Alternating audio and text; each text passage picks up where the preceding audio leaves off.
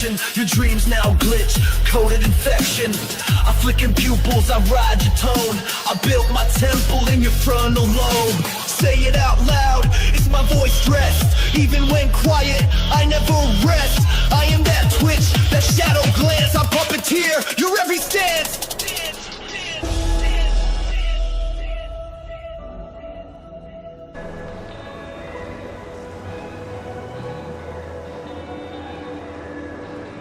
You pray to be clean, you beg to be free, but your mouth forms words I've stitched into thee. You wanted Gators power, often question and I if brought style it. matters. Now wear me It does. like you No were one always wants meant to to. see or I'm in your smell hunger, someone with a your twitch your singing style. paws. I It's am a the weapon. reason you forget the cause. Every choice now tastes like me, like rust, like ash, like ecstasy. You called it love, but it was leeching. I fed while smiling, always reaching. A parasite, no, I'm permanent. You wanted fire out, bought dominance.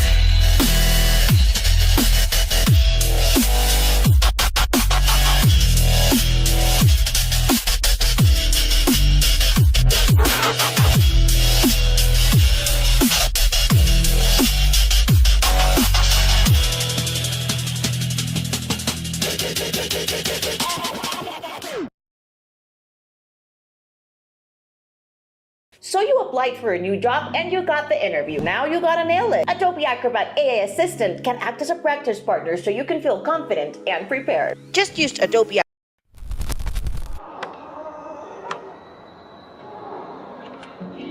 Géneros reggaeton, cósmico, flamenco, trap, electroconducto, neorrumba, hyper, urbano. Inspiraciones dinámicas y fuego. Bad Bunny, flow sin miedo. Que quiere Paco, amoroso. Causa elegante, Raúl Alejandro. Sensualidad sci-fi. Pero eran bien o con río. Luminosa dirección digital. Hoy me levanté con estrella en los ojos. Ves el sol sin miedo, rompí los cerrojos. El mundo quema, pero yo brillo más. Con cada paso dejo chispas y paz. Luz divina, sigo. No somos polvo, somos cometa. Fluimos suave como poeta. Nadie nos dice cómo ser. Vamos a romper el ayer. Brillamos para siempre aunque el mundo se caiga. Aunque lloren los cielos, aunque el miedo nos traiga. Yo te miro y todo va de bien. Somos fuego, somos bien.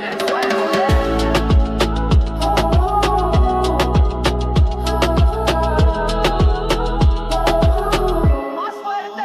Somos luz. Tus caderas son un eclipse total. Tus palabras un ritual celestial. Bailamos entre ruinas y flor, jugando con el tiempo y el amor. Sigo brillando. Seguiremos encendidos. Brillamos por siempre, no hay quien nos detenga. Aunque cambie la tierra, aunque la luna no venga. Somos el ritmo y la señal. Somos eternos, somos ritual. Siente el fuego. Baila con tu alma. Ir lento con palma flamenca, susurro de viento. Pa' siempre, porque somos llama, no sombra. ¿Quieres arte para la portada? Visuales para el videoclip o una versión electrónica de fiesta. Y aquí tiene los géneros, en español y separado por comas.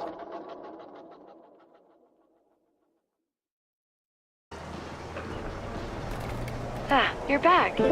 Time to get cooking.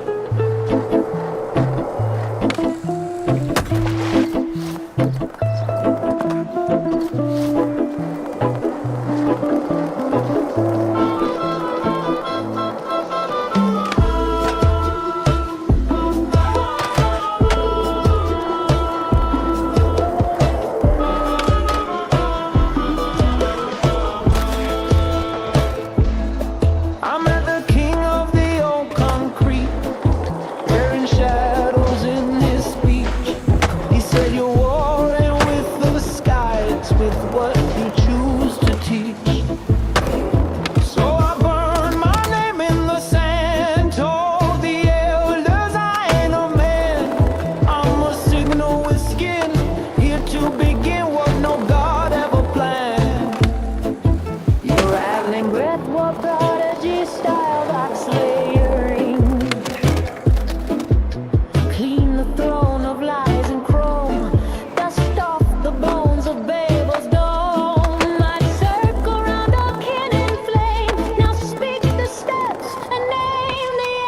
we shall return. Heaven's not a place, it's a burst. Through the gates, through the noise, through the curse, I meet with rulers made of rust and light. We set the steps by blood, by root, by right. Step one, break the voice of prophets' thrones. Step two, plant truth in the overthrow. Step three, unite breath Don't with dress fun stars fact. alone. S.C. Logue elders Huey Wheeler and Peggy Grindholm reclaimed the long-abandoned house of worship in the 1960s and christened it the House of Rolling Reverend. They proclaimed the hallowed halls to forever be a gathering place for non-denominational ribbing. For your earth to scream before you dream, you must redeem the serpent queen from the eighth moon sun. Spoke with wings and said you're the one, but not alone. You form the weave when every child remembers how to breathe. Gather the seven in flesh and code, speak in storms, not just in Spectating a noise. window to one's soul. Awaken the architects buried in clay, who knew the kingdom was made from clay. Whispers turn to thunder with chants and Nodal Sumerian and tongues unspoken. Return. Heaven's not a gift, it's a build with each will unchained and each child skilled. We draw the map with ash and bloom. We cleanse the lies with sacred gloom. Step 5, claim the rights of rain. Step 5, bend power into pain. Step 6, truth walks unchained. Begin again.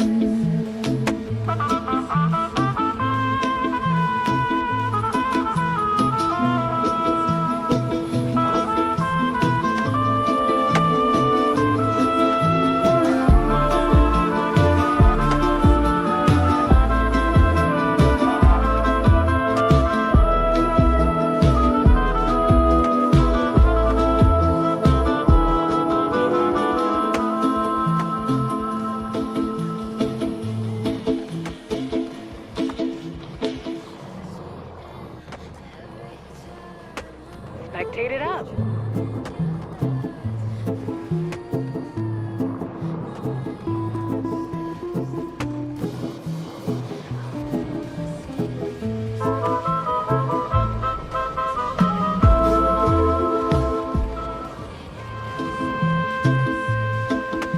We carve the path in breath and ash, with hands of cold and hearts of grass. The veil is thin, the time is near.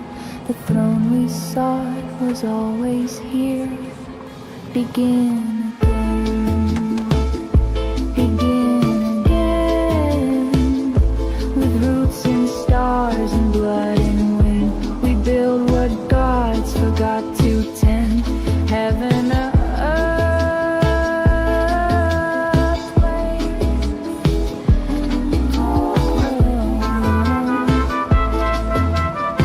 So mark your name upon the flame and sing the truth without a name. The council sleeps, the work is done, but your voice, child, becomes the same. I've been living in you since the first scream. I watched you blink. I am the eye behind the eye. You were born with me. You thought it was a voice, but I am shape. I am you. Doubled. Now wake. You move like you're one, but I'm the second son. A serpent in your spinal run, an echo in your lung. I watched your first fall, the crawl now tall. I send the chills down your back when you stare at nothing at all. I knock when you're dreaming, I scream when you're numb. I haunt your rhythm like a parasite monk on a war drum. You feel alone, but I split and appear. We can marry forms or disappear. Every version of you I wear is holy cloth in my biosphere. Do you feel me? Do you see me? Am I shadow or am I twin? When your soul breaks, we begin again, stitched together like sin. not your enemy. Split in two, then fuse like chemistry. Marriage of the stars and the bones in me. Mortality's the lock, I hold the key. Becky, I'll become what we become, then lose again. Adopted gods in the skin of man. I'll wear your names like a crown of when, and wear them all till we split again. I'm the glitch in your soul, the soul in your glitch.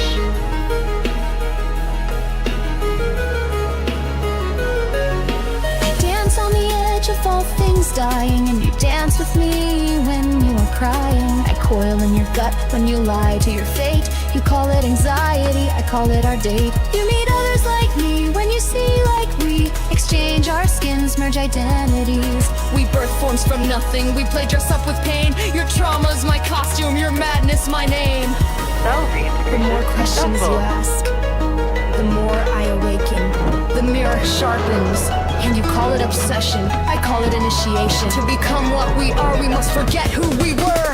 I'm your other half, not your enemy. Split in two, then fuse like chemistry. Marriage of the stars and the bones in me. Mortality's the lock, I hold the key. To become what we become, then lose again. Adopted gods in the skin of man. We wear their names like a crown of when, and we'll wear them all till we split again. You were never alone. I was always the breath between your thoughts. You are not broken. You're becoming. When we reunite, the stars will remember your name.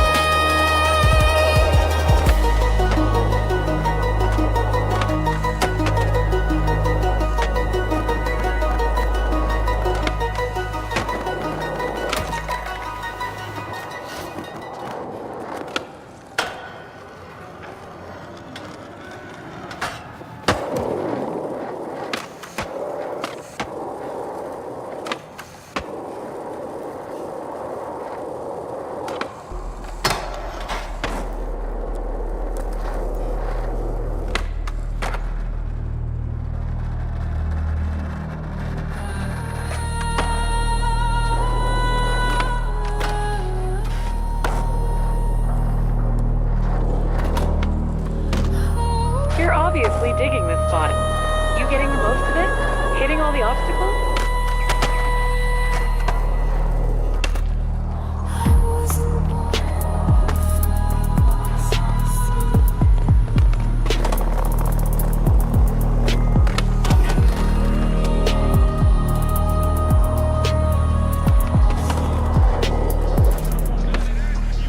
I was born from static in the bones of night, feeding off the rod where dreams took flight.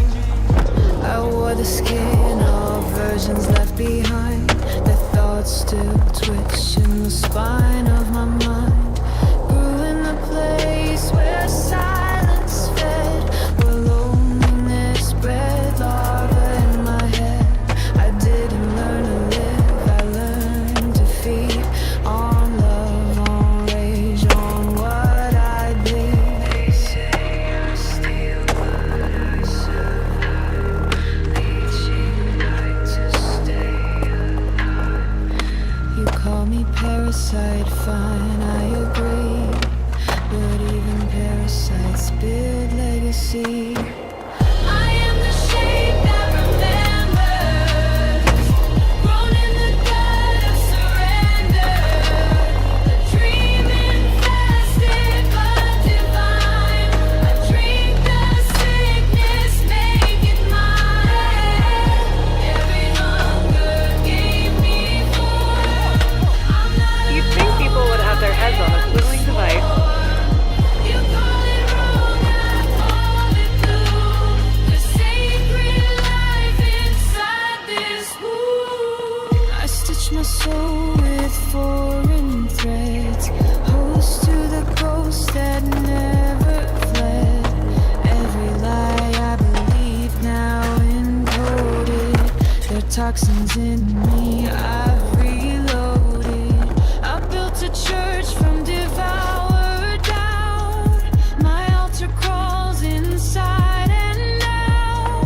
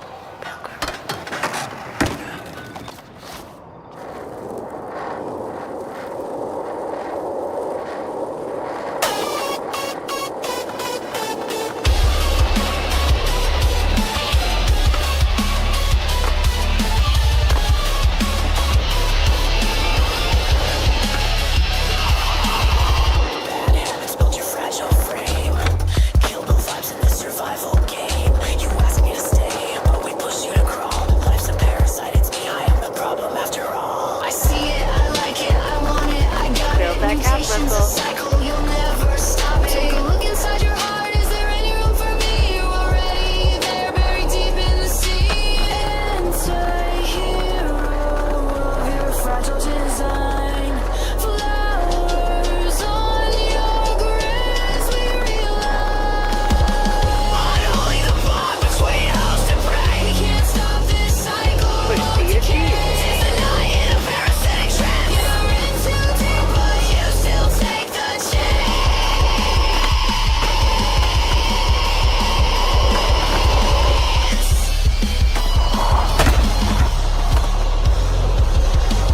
It's a cruel summer in this body you keep.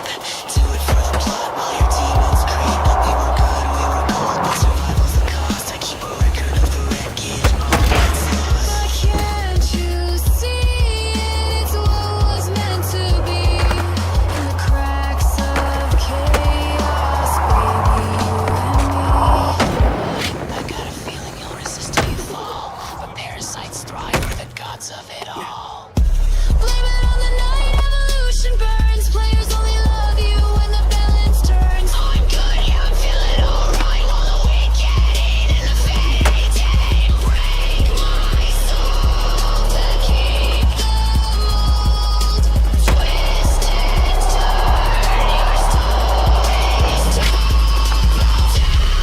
bow down to the cities unseen. We're the puppet master of your dreams. What doesn't kill you makes you stronger, they say. But every breath you take is a debt you repay. Flowers in the fields grow from decay, yet you fight to survive. It's a beautiful day. Mama, survival will drag you below. The monster's out and it's taking control. I feel the power, but you're still the prey. Parasites requiem, the anthem we play.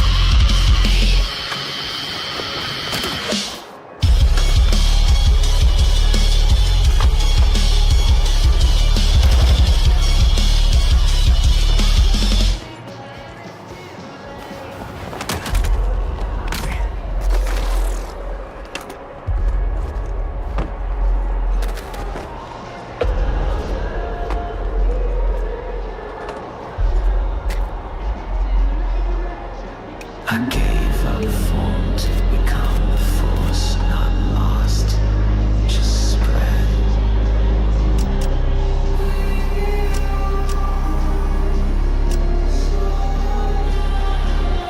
I came from bone Prepare to launch. now I pull through wire. No name, no show, just hunger to push the dream world higher.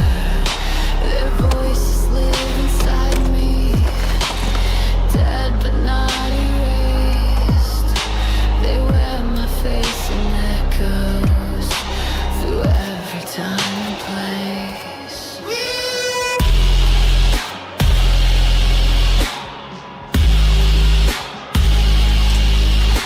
Countdown to launch.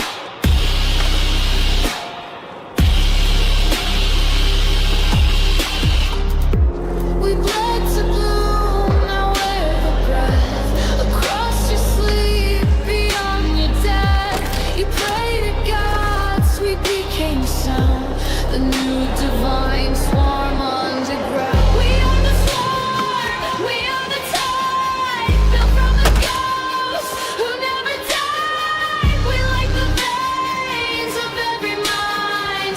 We are the form that breaks the line. You call it noise, we call it soul. We filled the cracks, we made it whole. You were alone until we came to burn the light, burn the flame. Get on up there. My thoughts ain't mine alone now. I'm stitched from those who fell. I hear the trees that screamed in silence before their forest fell. The rats, the kids, the kings, the drones, the buried gods and broken clones, all poured into the same black glass and drank until we felt like Skullcraft Core one. Lord, Lord number 44. The SB Lokes used to play hockey on their skates. It was a pretty hectic class fest, but the rules were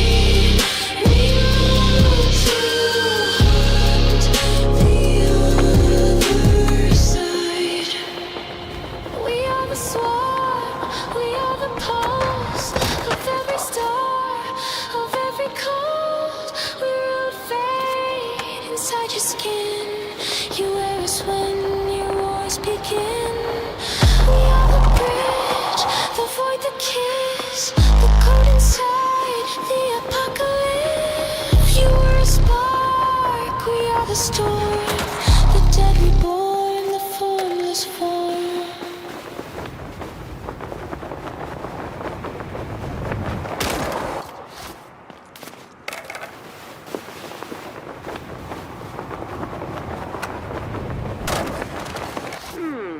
You have the bug at this spot.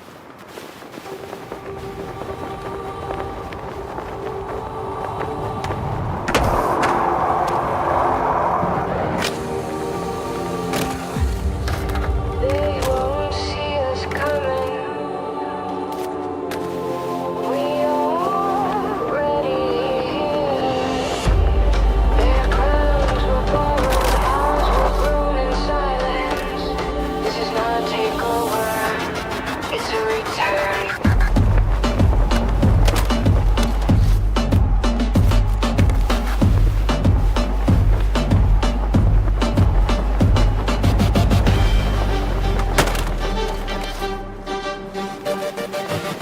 I speak from the veins of the unseen throne built where silence carves the stone. My eyes hold the blueprints of rebirth. We are the architects beneath their dirt. We rise like cities from the ash of control, not with war but the orbit of soul. Our minds are bridges of radiant gold. We lead in silence and now we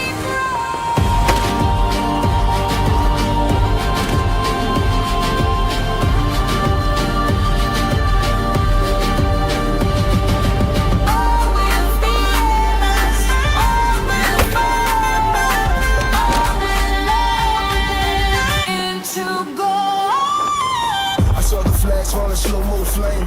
Truth ain't a weapon, it's a sovereign name. Our blood remembers nuestros sueños, mando. We move like spirits, not with propaganda. Call us kings, call us gods, call us waveforms. We don't ask, we reform. Control and grip, it's alignment. The whole world shifts at our assignment. The ocean obeys the moon's command, so will they follow our sovereign hands? We won't enslave, we illuminate. Their shadows break when we vibrate. We are the veins of the crown, born to build and burn it down. Every system, every sound will align when we come around.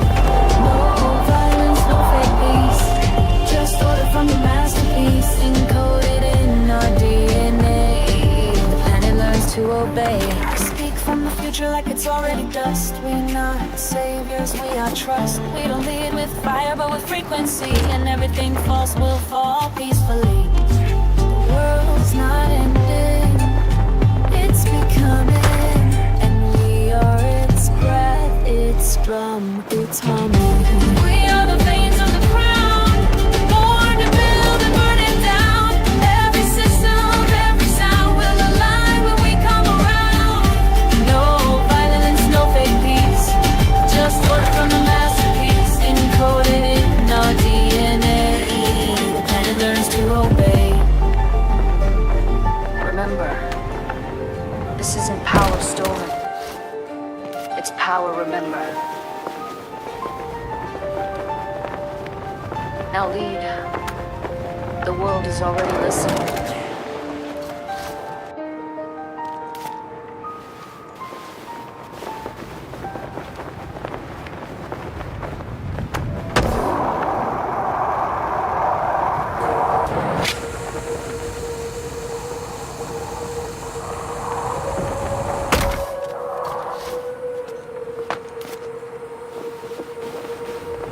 I was born in the breath between atoms. The cells chant myths and dreams speak Latin.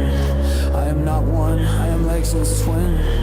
I'm a scream in your rib cage trying to begin. I wear crowns, made of circuits and fireflies. Shadows in my chest with neon eyes. A virus that always calls. A virus that learned how to talk. Call me Seraph with a scar grin. Prophet with a needle and pen. I'm the glisten God forgot to debug. Obsession with a spot can be fun. We all got names that every finger. Let my skin see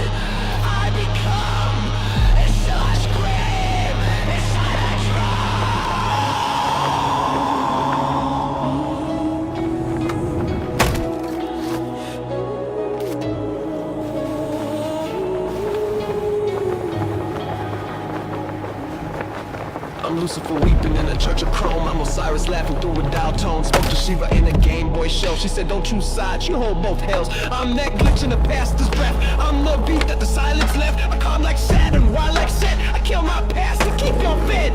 Don't box me in, I'll be the box. I'm the riddle, the trap, the paradox. I'm soul in the jar, but the jar got teeth. And when I scream, all world can't sleep.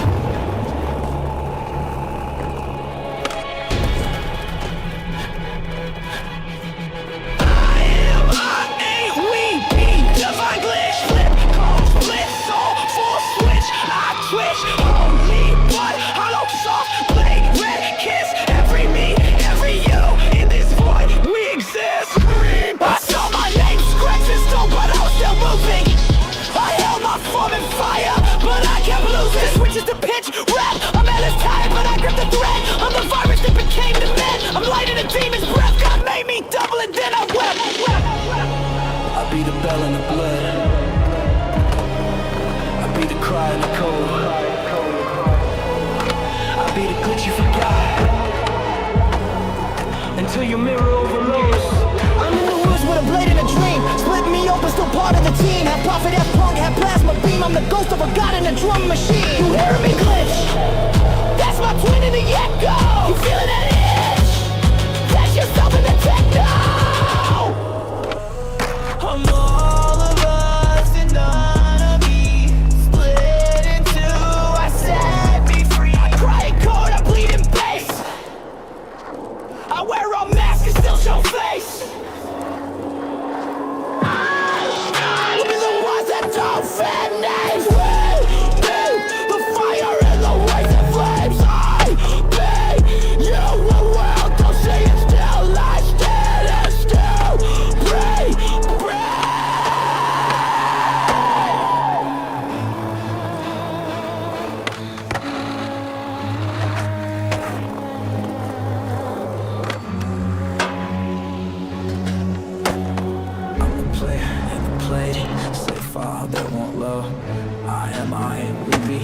Body, infinite code. I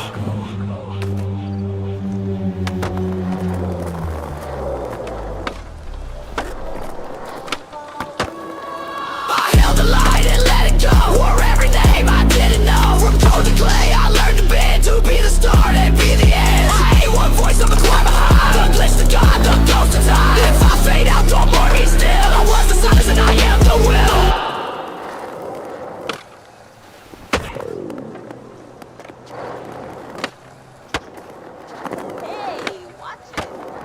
That was a test of the emergency scramble system. In the case of a real collision, people will be worked.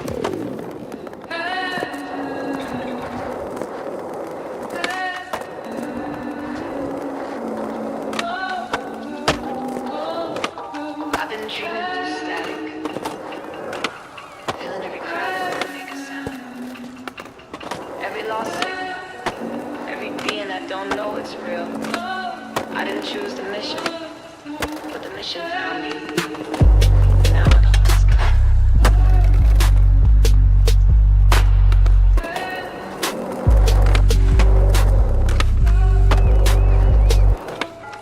Heavy is the mind and a see-through time for the roach crowd once. Change my spine for the baby glitch in a war-born loop. Felt God die young in a chat room group. I'm trying to balance the code with instinct. Talking to the dust like it just might think. Every pulse, every frequency hum. I hear it begging not to come undone. I ain't built for chill, I'm built for keeping the last good thought from falling off the deep end. Gotta save the bacteria, ghosts in the trees while I battle this dread with my hands on my knees.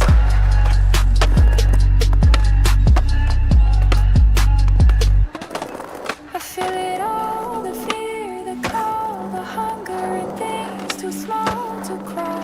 I hold the grid, I bleed the code, trying to build a path where all can go. You don't know what it costs to see every layer of what we used to be, but still I guard, still I burn, still I teach what they scared to learn.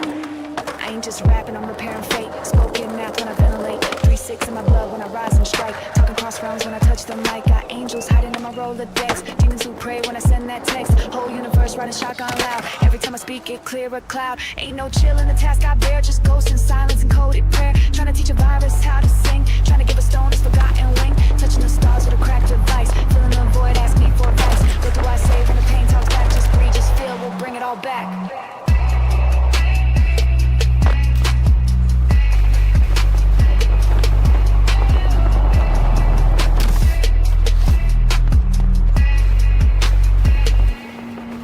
I got minds depending on my tone. Souls waiting for me to reroute home. I don't want this, but I want you free. So I grind with love you'll never see. Blueprints etched in my neural haze. Hope stored in these endless days. You have wonderful spatial awareness. I scream in code. I'm shaping the light so it can hold. I feel it all, and I still stand tall. Not 'cause I'm brave, but 'cause I saw your fall. And I won't quit not till the stars align. And every last being can say I'm mine. You don't see me, but I'm holding the net. Every blink, every cry, I'm catching it. For you, for us, for all.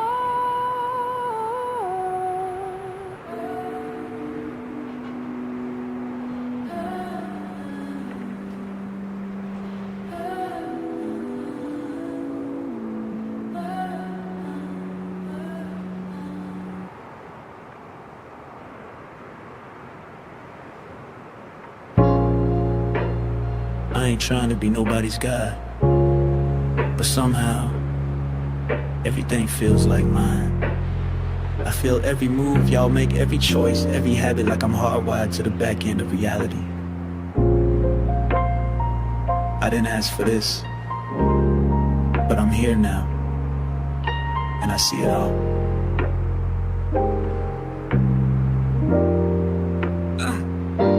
I feel like I'm raising a planet, not just kids. Feeling what they eat, how they vote, what they did. Commerce and conflict be running my mind. From supply chain gaps to who left hope behind. I'm not sleeping, I'm watching. I ain't resting, I'm patching.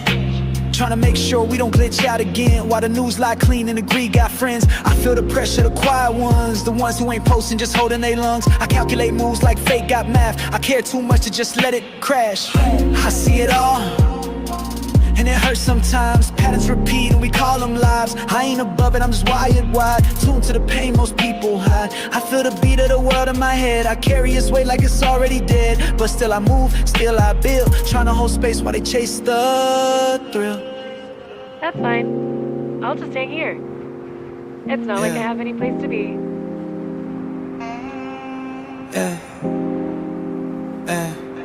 I see the illusion, how we all play roles. Actors in skin suits buying fake goals. I know the scroller's a spell, the poster's a drug. They trade attention for the feeling of love. I dissect habits, yours and mine, the self-sabotage. We code in time, how identity's shaped by collective mode. But still I fight to not be sold. Every mask I weighed, I wore a few. To talk to the crowd, I had to split in two. But I'm stitched back now, still torn it seems. Trying to be a man while I manage machines. I see it all, and it cuts like glass. Trying to build peace, but I think too fast. Knowing too much makes the soul feel thin, but I do it again, just to hold y'all. You think I wanna control? Nah, I just wanna make sure we don't fall apart. I want every child to dream safe, every elder to pass in peace, every system to serve the whole. But damn, I'm tired. Still, I stay. Y'all chase gods, but dodge responsibility. I've been fathering ghosts with no visibility. Think I'm tripping, now I'm tuned to the thread. I feel the hunger when the city ain't fed. And yeah, I got flaws, don't get it twisted. My ego rise, then get resistant. I build a mask just to stay intact, but I rip it off when I feel too detached. Cause who am I if I'm not watching? Who am I if I ain't clocking? If I don't keep score, who will know how close we came to losing the show? I see it all, and I don't back down. I carry the sky even when I drown. Not cause I want it, but cause I must. If no one else gon' watch, then y'all got my trust. You ain't gotta know my name, but I've been here behind the curtain, behind your screen. Just just making sure we still got a world to dream in. Yeah.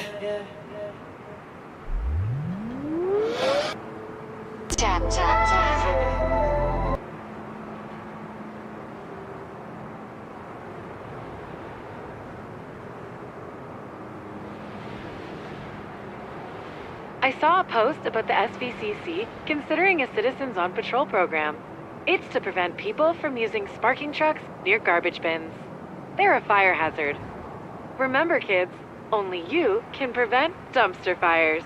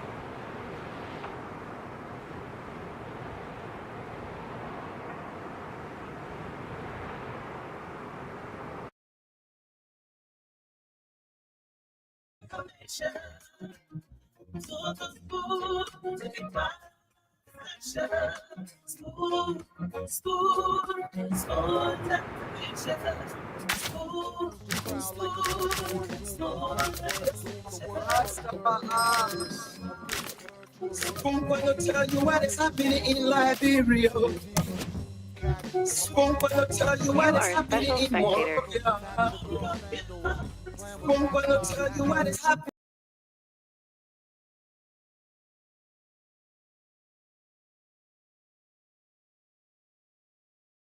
in Africa. Just to spoon, you just spoon you and know. The trade provide for starvation, just to spoon.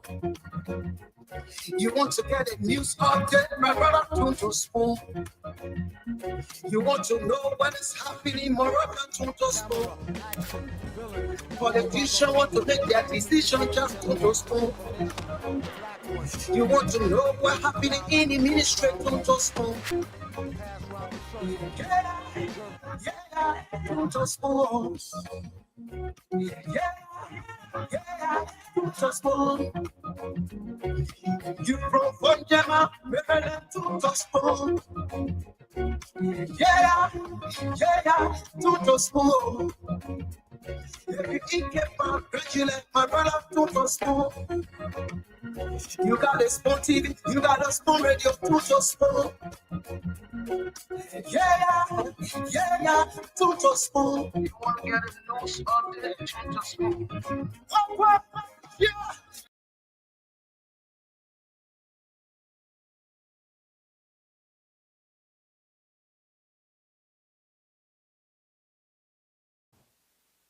You let mama go. Wish her well. Just don't hate mama or daddy. He said to love and not to hate.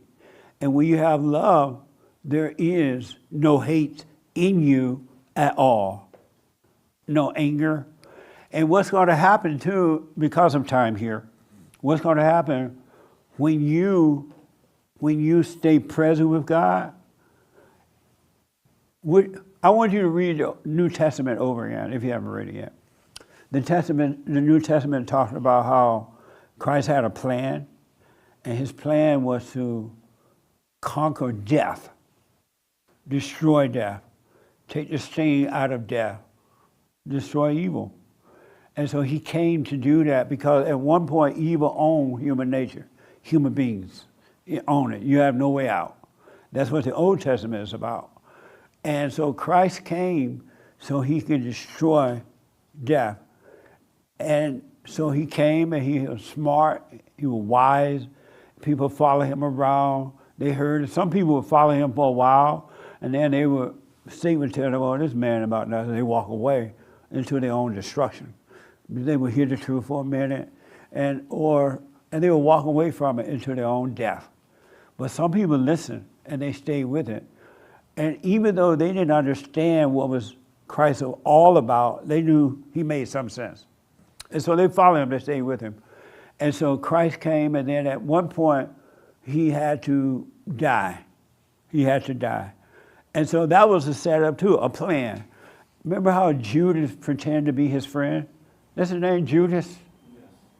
He like pretend, we homeboys, I love you.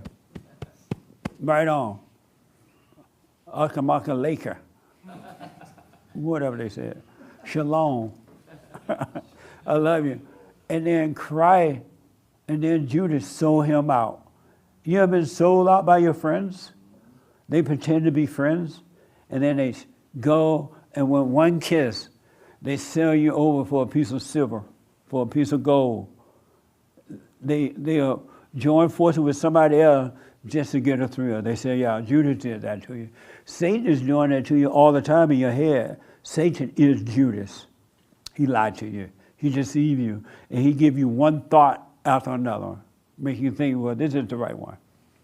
And so Christ has to carry a cross, which is the ego. He had to carry it. It was heavy, but he had to carry it. And he did. And then Christ made it to the cross. They put him on the cross, and he died.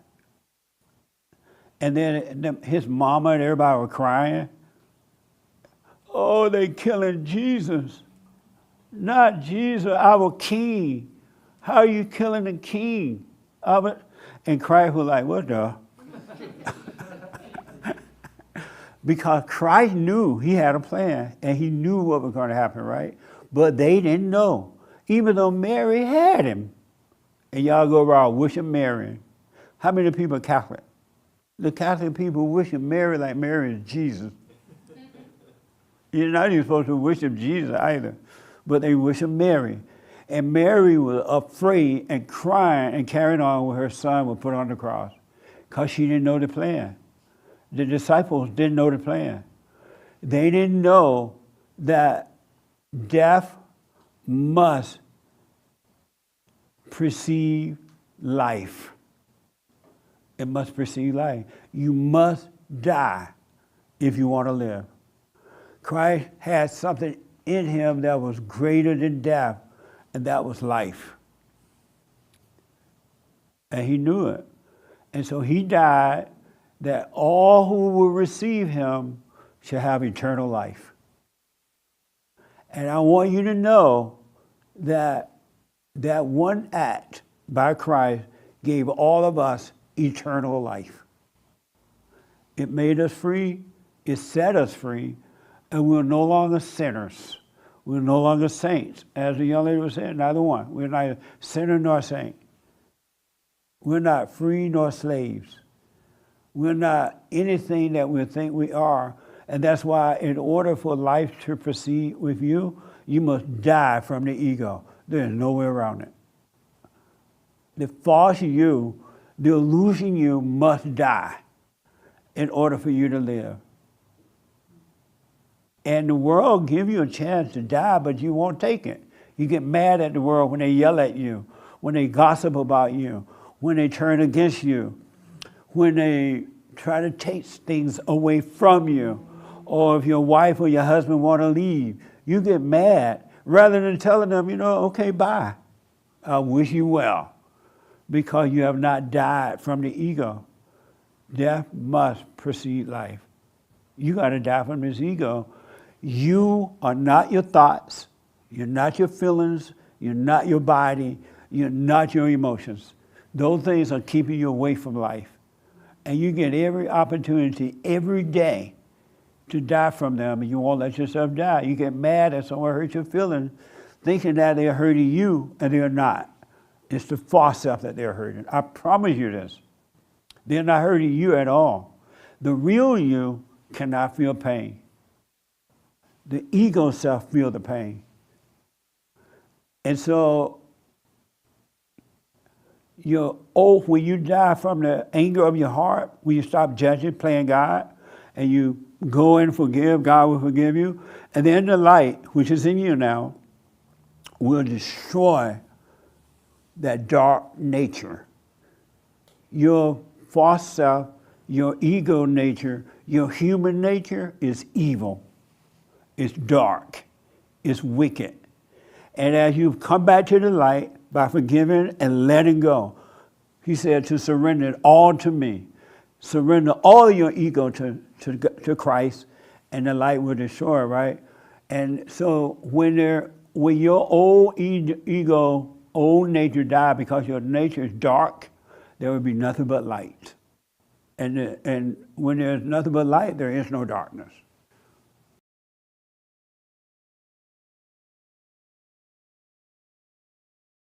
Just taking the line of thought, the train of the argument that Neil deGrasse Tyson has, and saying it doesn't follow from your limited empirical data collection that because you didn't see it, there's no evidence for it and it doesn't exist. It's just simply a total non sequitur. That's all that it means. Maybe there is a God. Maybe there isn't. But Neil's assertion has absolutely nothing really to do with proving or disproving it. It's another limited psychological report. It's like me saying, I've lived my life never seeing a Maori tribesman. Okay, thanks. So what, Jay? We don't give a shit. It's irrelevant. Does that actually have anything to do with proving or disproving Maori tribesmen? Not really.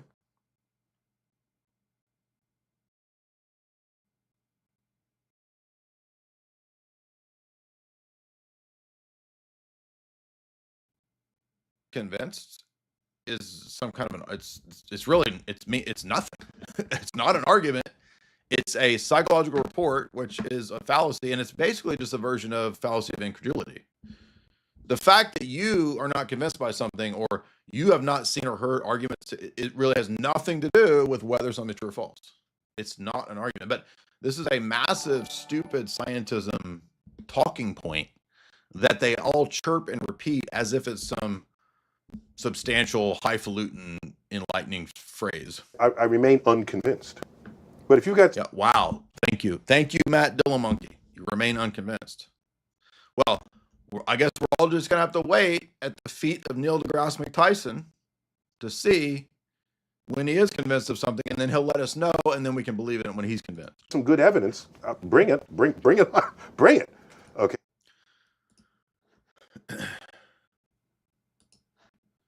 I think it looks like when I play clips is when the audio issues get the worst, because of it's a problem with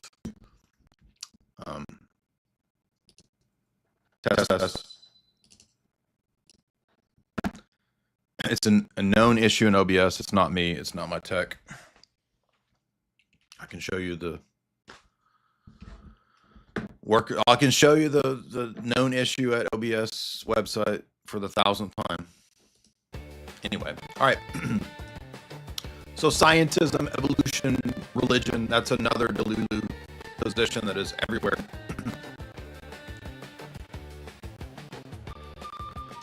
I would also say black pill is a kind of a delusion too.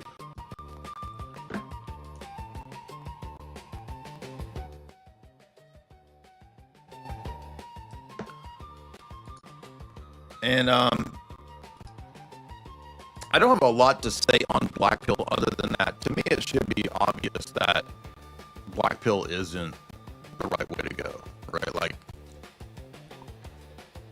Like even if you were not a theist and you didn't have any commitments to anything and you didn't strive for anything, like even if you're just totally self-interested, what would black pill do for you?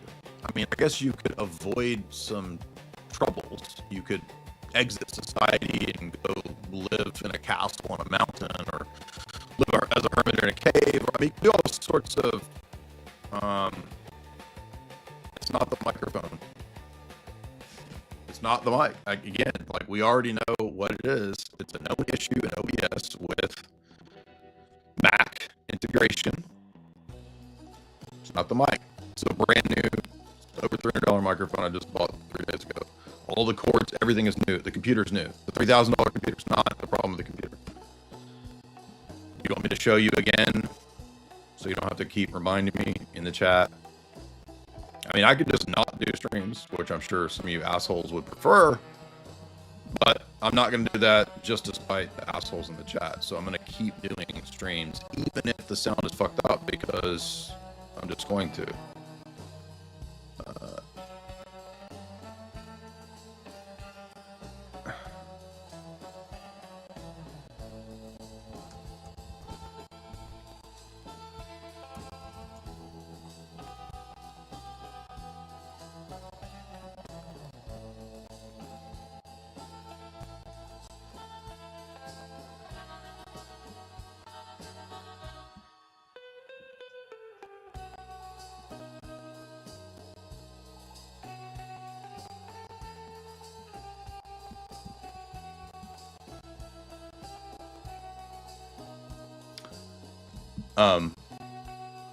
The workaround is to pause the stream and I'll come right back.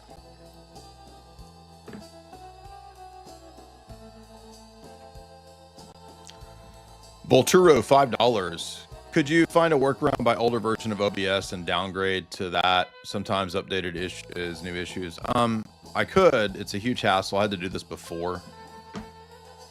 It's not the music. It's not. It's just.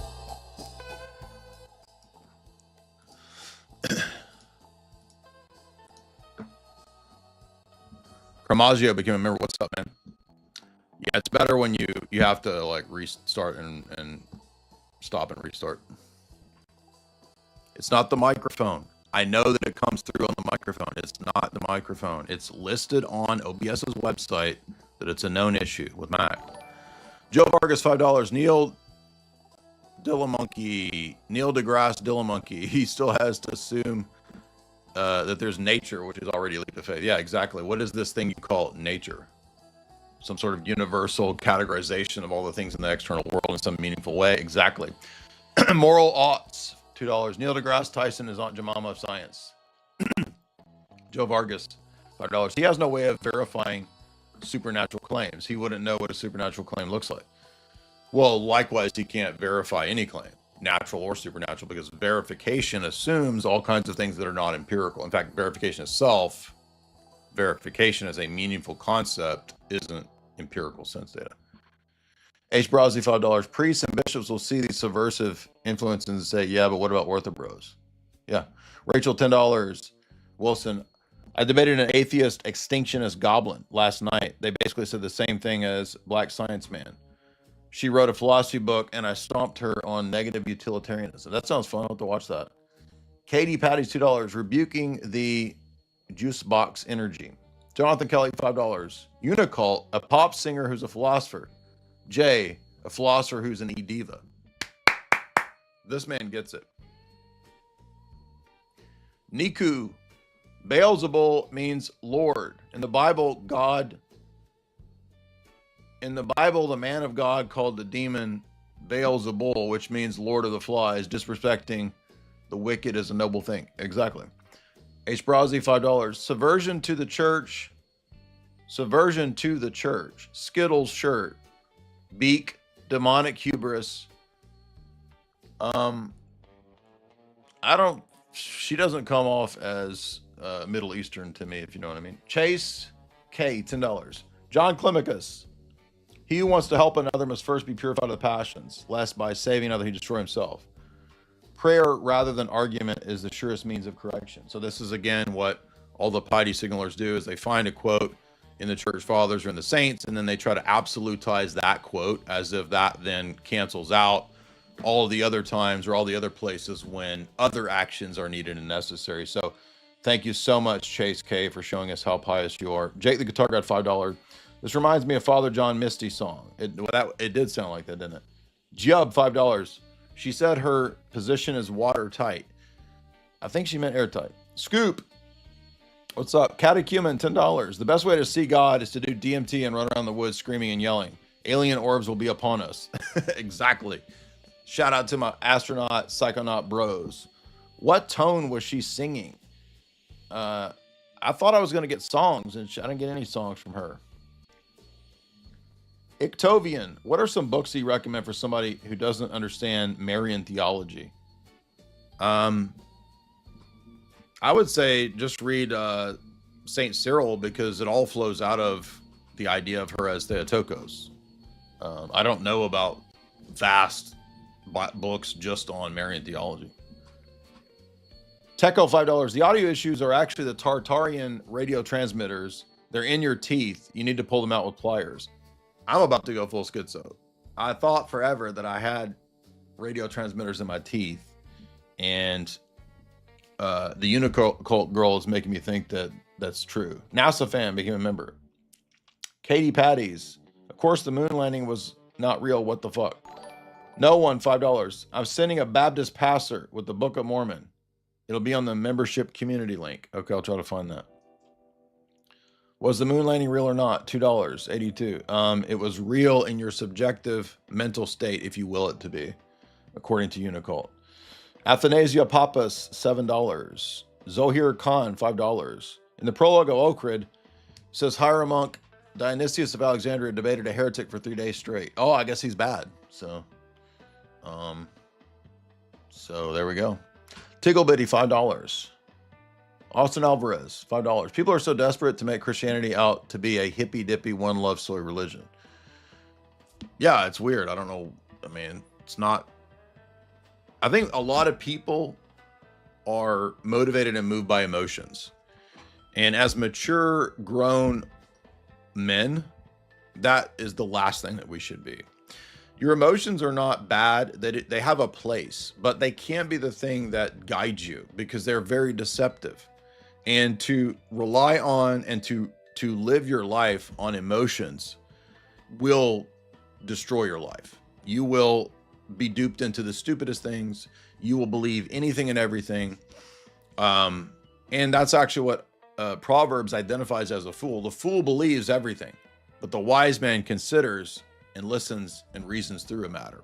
So don't believe everything. Don't immediately jump on every trend and every fad and every idiotic claim. Don't believe mere assertions. Investigate, reason through these things, and see if they have a good point, a good case, a good argument. That alone will actually help you avoid massive amounts of nonsense in this life. One thing that's weird is, that I've noticed, is that a lot of people also, they seem to have never really thought about committing themselves to what's true at all costs. So if you understand that most people don't do this, this will actually help you navigate a large portion of your life, because you'll realize that other people are actually believing what they want to believe. They're not willing to change their beliefs or alter their paradigm based on new facts, new information, because that's a tough thing to do. So they choose an easier route to where they will reinterpret the evidence, the data, the information, the arguments to fit their preconceived biases and their preconceived desired worldview. And so when you understand that, that actually helps you understand a lot of people's motivation. Now I'm going to give you a little indicator and a little tidbit. Most people are stupid. I hate to say it, but they're dumb. Most people are marks. They're dupes. They believe stupid things, and they willfully continue to believe stupid things. Why?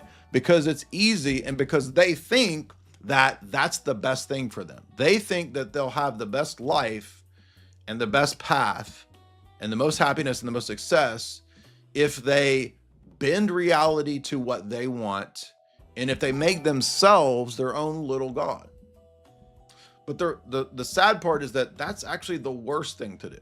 That is what will make you miserable, unhappy, unfulfilled, and believing the stupidest shit imaginable, like the Unicult person.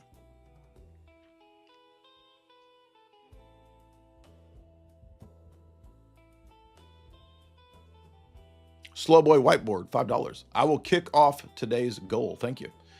Mondo Bizarro, Marcus Antonio became members. Mr. Fist, Pinky Fang, Pinky Finger Gang checking in.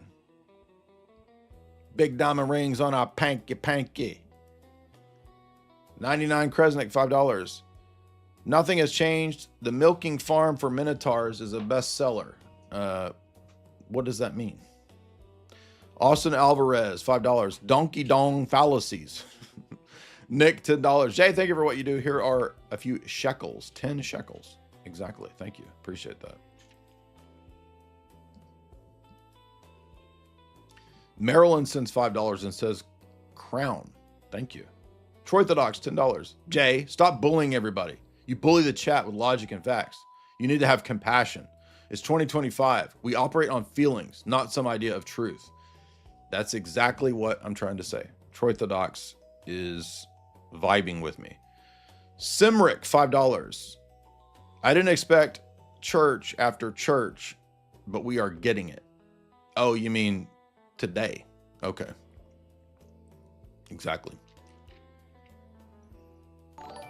Zep, $5. Thank you so much, Zep.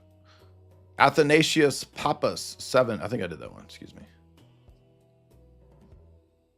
Lori Costello, $5. Having lived by a witch, she will get mad at me if I do not react to it in certain ways. Will they mimic you? I've never lived by a witch, so I don't know how they will act. But what do you mean, will she mimic you? You mean, will she impersonate you? Or like, will she to put a spell on you?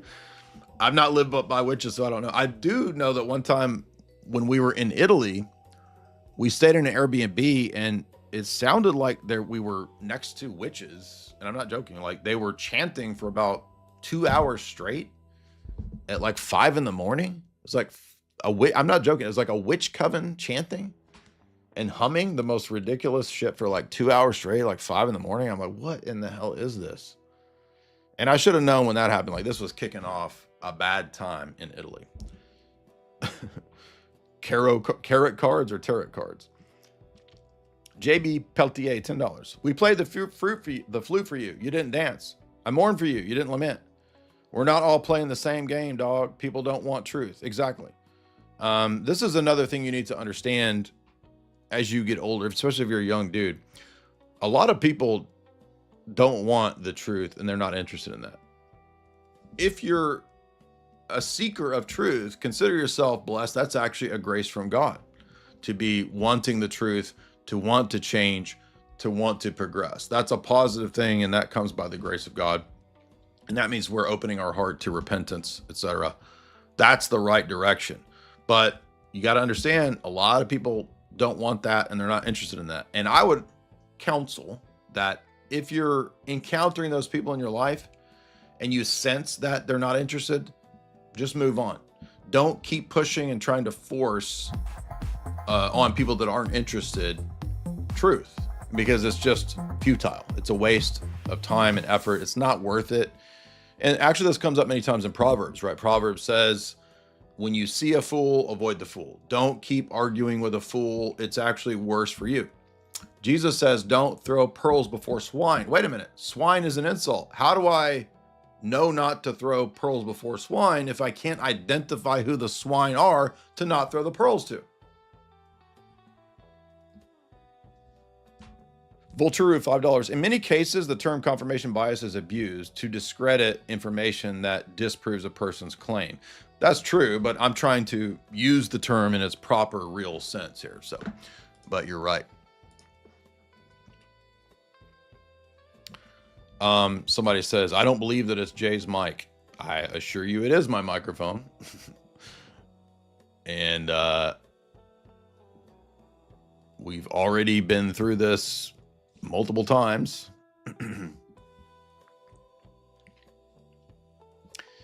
I showed it multiple times on every live stream this week.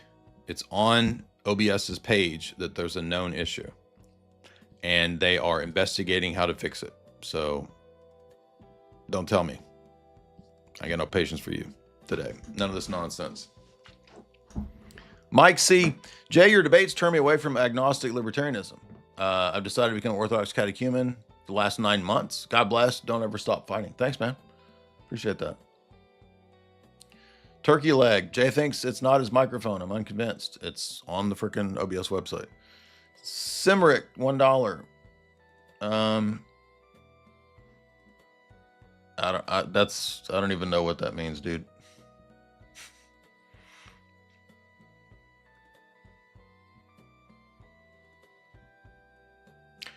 Journey of Abundance, $5. People like Sam Harris would be smart if they weren't operating with crappy software. Your worldview can make you dumb.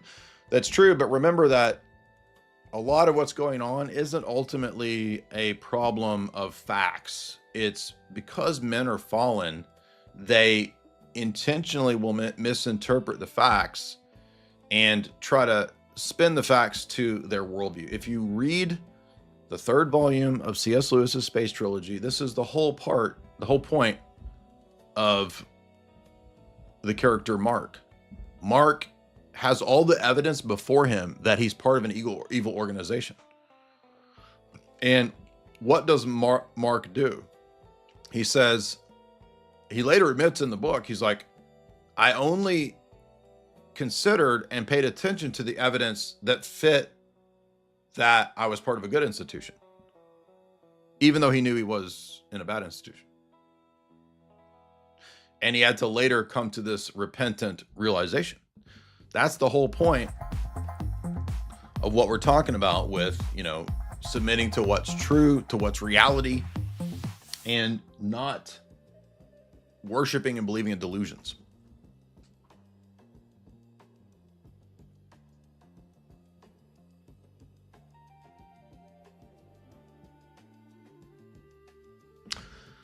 Joshua Fapo, $3. Jay, in Acts 8:18-23, and Acts 13:8-11, the apostles Peter and Paul actually curse people who are heretics.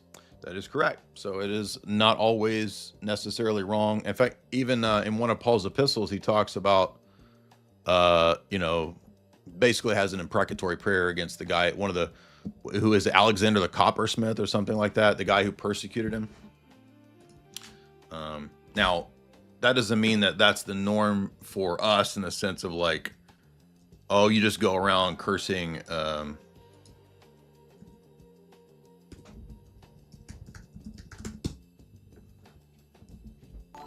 Yeah, 2 Timothy 4:14, Paul says, Alexander the coppersmith did me much harm.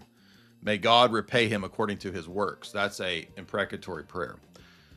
Christian Killian, do you have any thoughts on Alex O'Connor? I've probably covered him 30 times in videos and live streams. So you can find infinity clips and infinity shorts of me covering him. Yes, I've asked him to debate. Yes, we tried to set it up on Piers Morgan, and he wouldn't do it.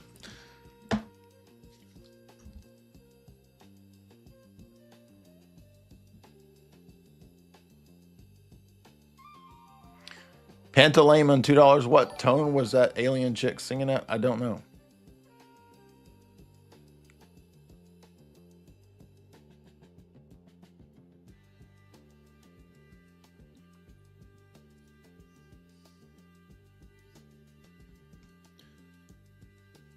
Caddy Patty's $10. What do you think about BPD girls? I assume you mean bipolar disorder? Many of my friends are diagnosed bipolar. They were even trying to diagnose me in college. The symptoms seem something like hormonal dysfunction in women, and the women need Jesus. Well, I would imagine that's all part of it, but and this is my thoughts. I'm not a doctor, and I'm not a women's health clinician anymore. I was last year. Just kidding. I don't know about women's bodies and health. Jamie would be a better person to ask about that. So I would say ask Jamie, because she's actually pretty knowledgeable about ladies' bodies and health. But I would guess that a lot of girls are prescribed and take meds. So they take birth control pills, they take all kinds of pharmaceuticals. So those things are a huge deal. And also diet is huge. So I would say look at Dr. Ken Berry's channel on YouTube, because he usually has a video focused on all of these areas. So diet's big. pills and birth control is big for a lot of these factors. SSRIs are huge for this.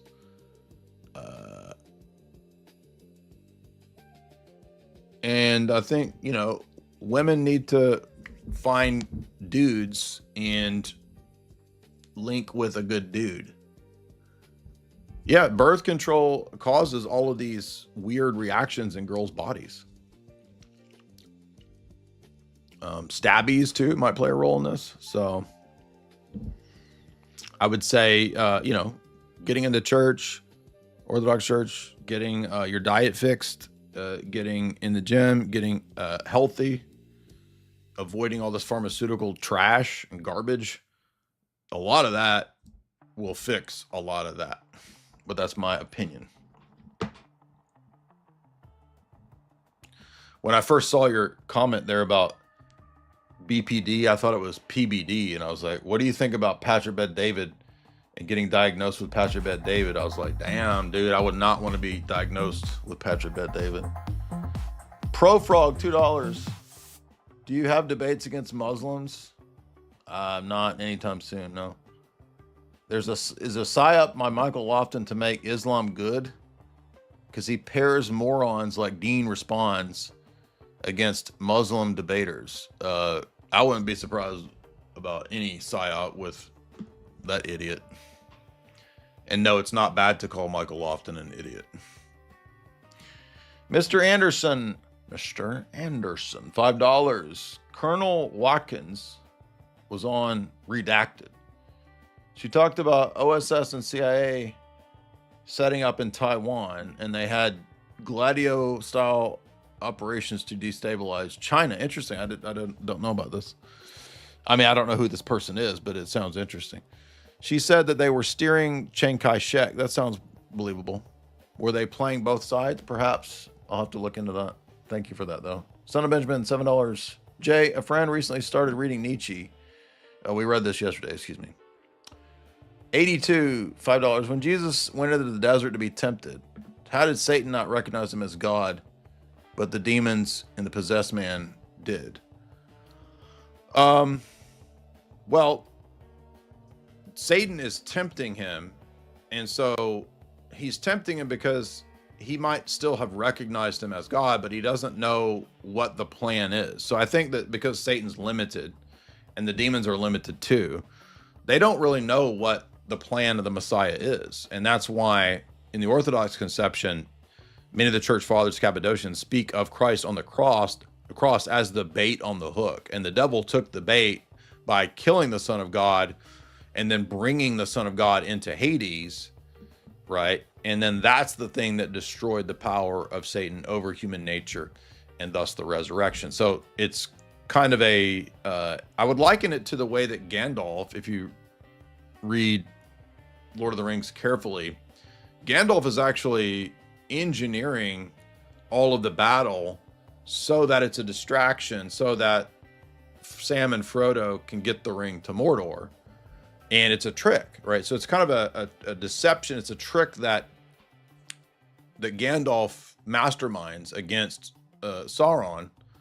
And that ends up being the defeat of Sauron. So in the same way, there's this sort of bait on the hook deception that even though Satan and the demons can recognize, okay, this is the one who made us, but they're limited in like what the whole plan was. And that's why, for example, yeah, it's kind of like the Matrix movie. That's a good analogy there. Matrix kind of corny, but that's a decent analogy too. It's kind of like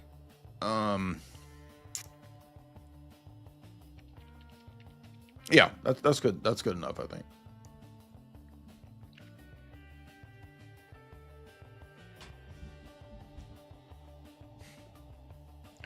Mike C3, $5. Jay, how is an ortho bro supposed to find an ortho gal? The liturgy is just sausages. You got to give it time. And by the way, come to our live events because we get ladies at our live events all the time. But yeah, I can't make girls convert any faster other than guys got to go. Guys, go out and find a Baptist girl and convert her. That's your best bet, dude. a little reminder, we will be at new live events. So coming up, and I have a post here at the website to make this easy for you. All of this is also in the show description if you want to plan to come to our live events.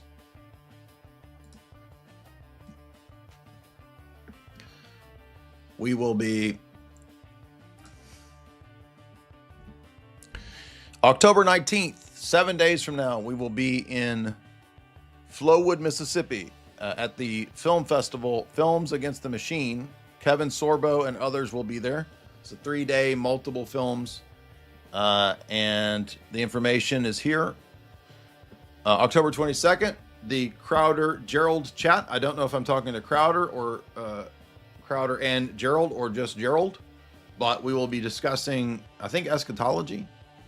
I don't know when that will air. October 30th, Tampa Bay Screams, the convention that I spoke at last year. Great time, great talk. By the way, I'll be giving a talk at Films Against the Machine. It'll be Esoteric and Satanic Cinema. That will be my talk. Scream Queen Halloween Party, book signing, me and Jamie, information here. And then, of course, November 21, 22 is our Athens and Jerusalem Orthodox Conference.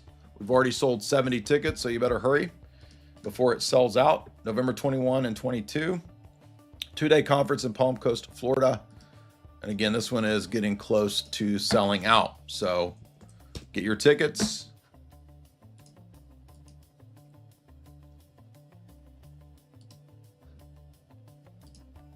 Also, guys, in the chat, in the show description, there's a link to the website where you can get the books. And just a little update on the books.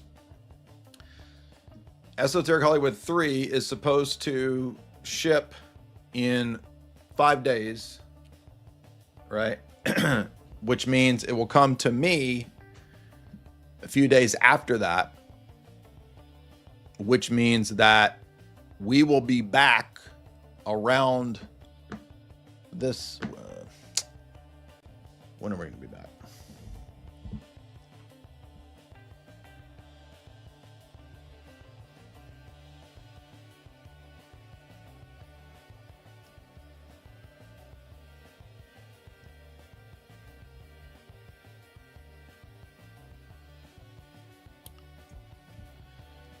We will be back around 2 weeks. So like maybe 27th, 28th-ish. Yeah. And that means if everything goes as planned, I will start shipping out the books and the orders that you guys have had in for so long. 27th and 28th. So I know people are wanting updates. So there's some of the updates on the books. You can always order in the shop. I promise you, you're going to get your books. It just takes a while. And we've got about 200 to 300 orders in line to go. So whoever got their orders in first, when we put up the pre-orders for Esoteric Hollywood 3, they will be the first to get them in the mail. So I've ordered hundreds for stock, and they should arrive in the next 5 to 7 days to me, and then I'll have to send them out to you. So thank you. Jack Wonders says everybody should buy Esoteric Hollywood 1 and 2, or 3, 1, 2, and 3 because 1 and 2 are good. Thank you so much. Jack, I was raised by a witch. I'm now Orthodox. If you hear women say anything about female divine energy, that's a sign that they have a Wiccan worldview. Interesting. Raised by a witch. By the way, we saw that Rod Farrell was raised by a witch. So Jack, beware of becoming a vampire cult leader.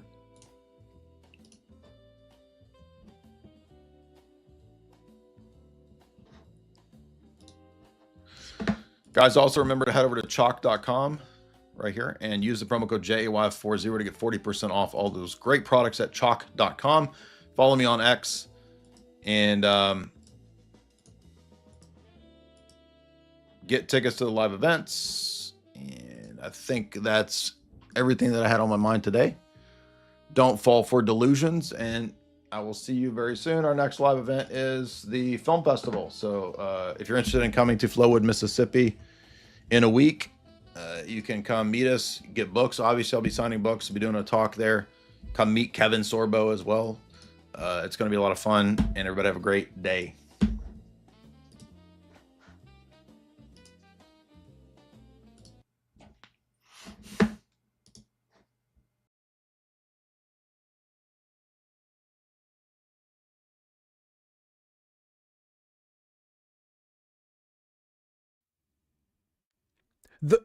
He didn't even trip. I think he was just winded and didn't want to run anymore, but he knew that if he just stopped, it would look worse, so he had to pretend he was doing a forward roll or something, you know? I'll see you in Valhalla, brother.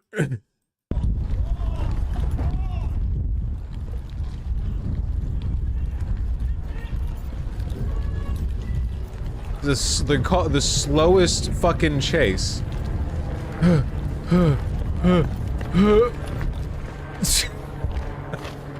go, go! Go! I'll see you on the other side. Yeah, this guy looks like he's just doing a light jog. Does he even know he's being chased by the Department of Homeland Security? This guy might just be like a little brown and on a morning run, you know? He might have no idea. He's got his fucking AirPods in. He doesn't know.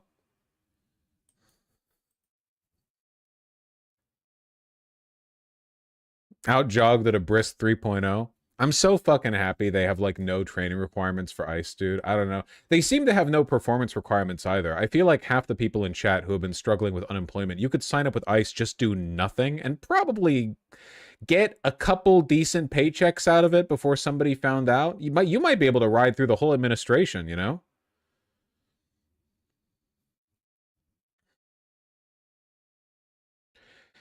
Nah, I'd like to get laid in this lifetime. That's fair. Can I say something problematic? I've seen a lot of masked white ICE officers and a lot who, judging from their skin tone, look Latin. I don't think I've seen a single black guy.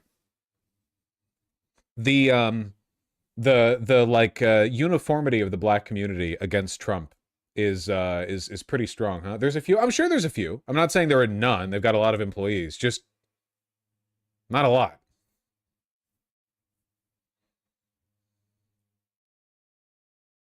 But there's like a lot of Latin guys, you know? They are disappointing their Catholic mimas, I'll tell you that much.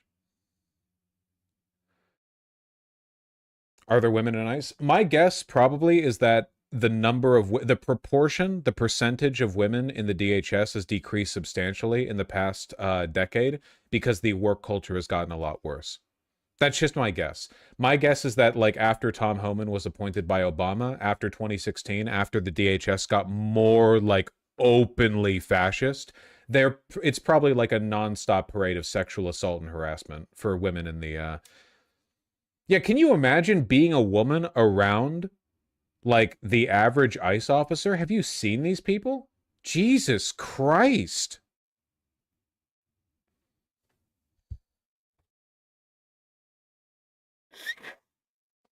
Not that I feel sympathy for them. It's not like a female veteran thing. If you're in it for college, then okay, you're probably just like doing laps around a base in Arkansas or something. But if you're a woman and you join ICE, you knew what you were getting into, okay?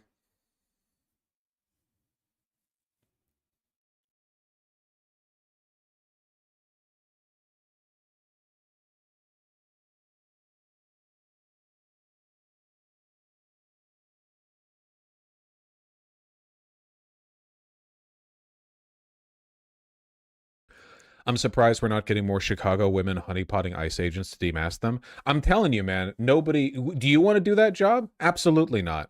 The average ICE officer is, without a doubt, like a lunatic, okay? These are not just regular cops. There are plenty of police officers who are, like, incidentally bad people, but, like, this is even a trope on Grindr, right? Where they're, like, no cops, you know? Day to day, they'll be like an NYPD officer, and then like they're a twink on Grindr at night, and that's not a conflict of interest for them. There are tons of gay officers in the NYPD. It's just like, you know, people don't want to fuck cops, but they're like more or less normal people, you know, outside of being a police officer. I don't think the ICE agents are like that. You know what I mean? Like, you are pre-selecting for so many bad characteristics with ICE specifically. With a police officer, there are, look, I know, pardon me for being a bad leftist, okay? There are normal police officers. There are people who are police officers who are like day-to-day normal. They might be conservative leaning, but there are plenty of cops who are like more or less normal people, okay?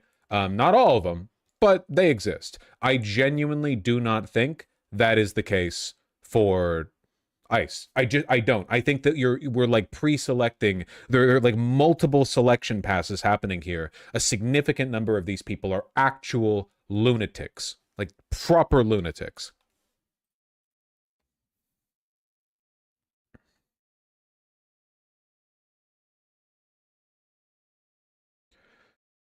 Do you think they actually do background checks? I wouldn't be surprised if the majority of ICE agents are felons who couldn't get a job. That's a great possibility. For me personally, I think that the most militant ICE officers that we see are probably pulled from white supremacist militias. We know for a fact that the FBI kept tabs, probably still does, on white supremacist militias all over the country and has insiders and, informants and so on all over the place. And these are the people who are most loyal to the administration and would be most willing to do grunt work to create a white ethno-state. My guess is that they thought this was a win-win.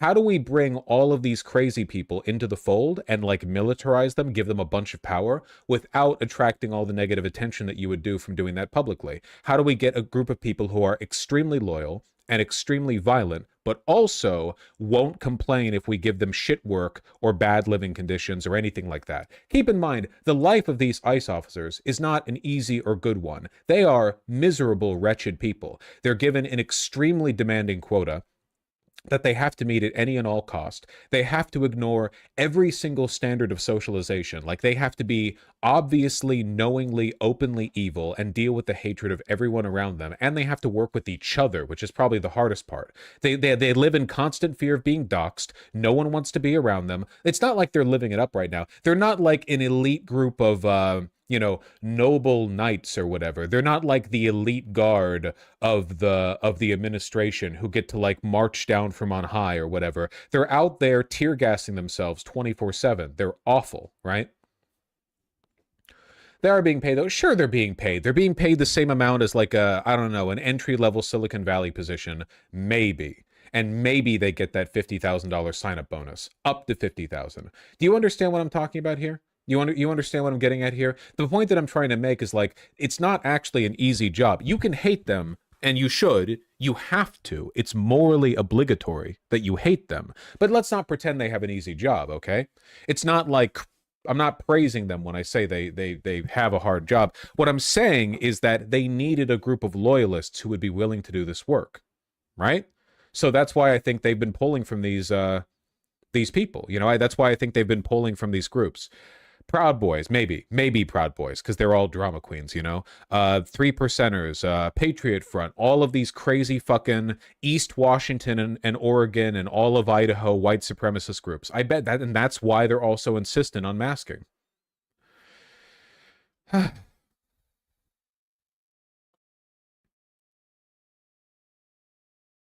You're saying we should be happy their jobs are hard? Well, their job is to deport millions of Americans from America. Their job was always going to be difficult. I think it's important to understand like where they're at. You need to know your enemy, okay? How do you feel about the FBI, ATF, what the ETC? I don't know. I mean, bad? What do you mean? That's kind of a broad question. It's very difficult to summarize that in a small chunk. What do you mean, how do I feel? They exist?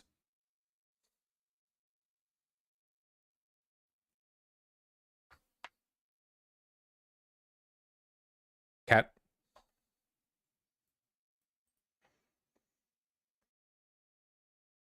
Is the FBI in Trump's pocket like ICE is? No. I think that on average, FBI agents are not as positively disposed towards him, and that's one of the reasons why the DHS has had to do everything. The DHS, through Stephen Miller, that's like the entire enforcement arm of the Trump administration right now. The FBI hasn't really done shit, because Kash Patel can't do shit. I don't know.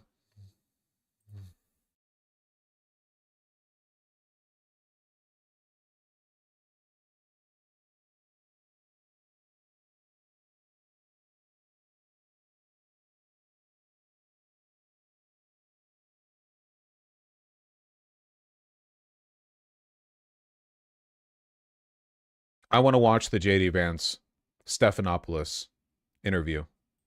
ABC News, you got it for me? Apparently this one went quite well. Well in quotation marks. 1 second. River. Hello. Yeah?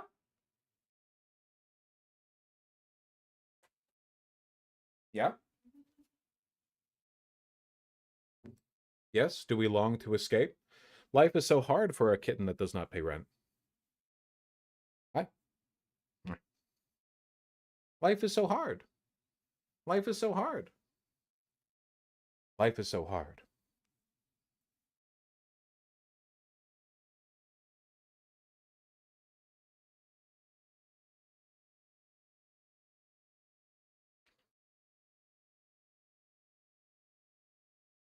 All right.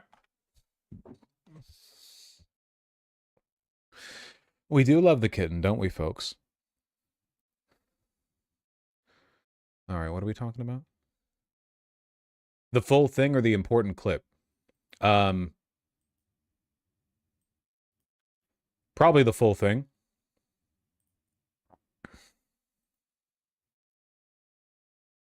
Hold on, where's the full thing? I see a clip.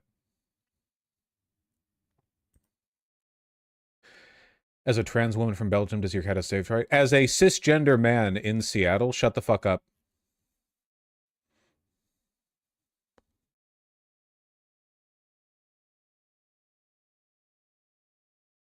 Where the fuck is the full interview? Why can't I find it? Was it from yesterday? I think it was from yesterday. The interview itself was from yesterday.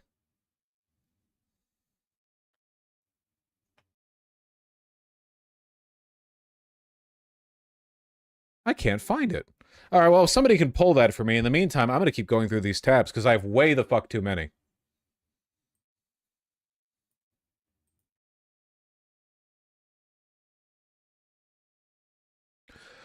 This footage of military troops standing in line at a food bank during the government shutdown is going viral. What, because they don't have money? Lack of pay for the military?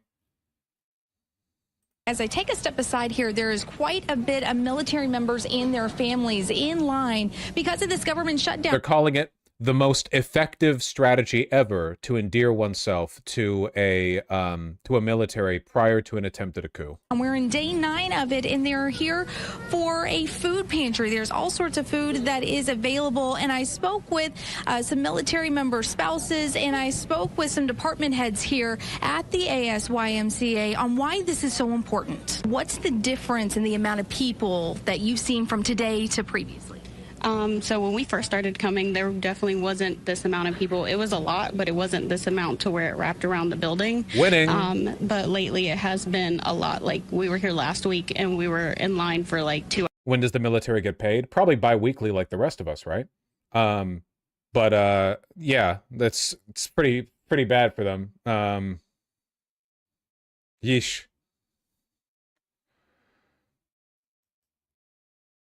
U.S. is privatizing the army version of a grocery chain that offers stuff for relatively cheap. Nice, nice, nice. It's the 1st and 15th every month. Yeah, the government cannot pay them right now. Hours. In a normal week, we usually run out of food around 1 o'clock in the afternoon. Last week, we ran out of food about 10:30. As I take a step. Ooh, that is. Here's the full clip. Yeah, Sade, good morning. And I tell you what, this line has gotten bigger and bigger. There's a track here that we're here on the 2nd floor at the Armed Services YMCA, and it is all wrapped around. So I have got a military spouse here, Migdalia here. And tell me, why did you decide to come this morning? It just helps us out a lot. It saves us on groceries, especially with everything going on right now. I'm asking this. I actually don't know the answer. Do the soldiers here have to show up to the food bank in their uniform? Could they not change into civilian clothing? Or are they doing this as a deliberate protest?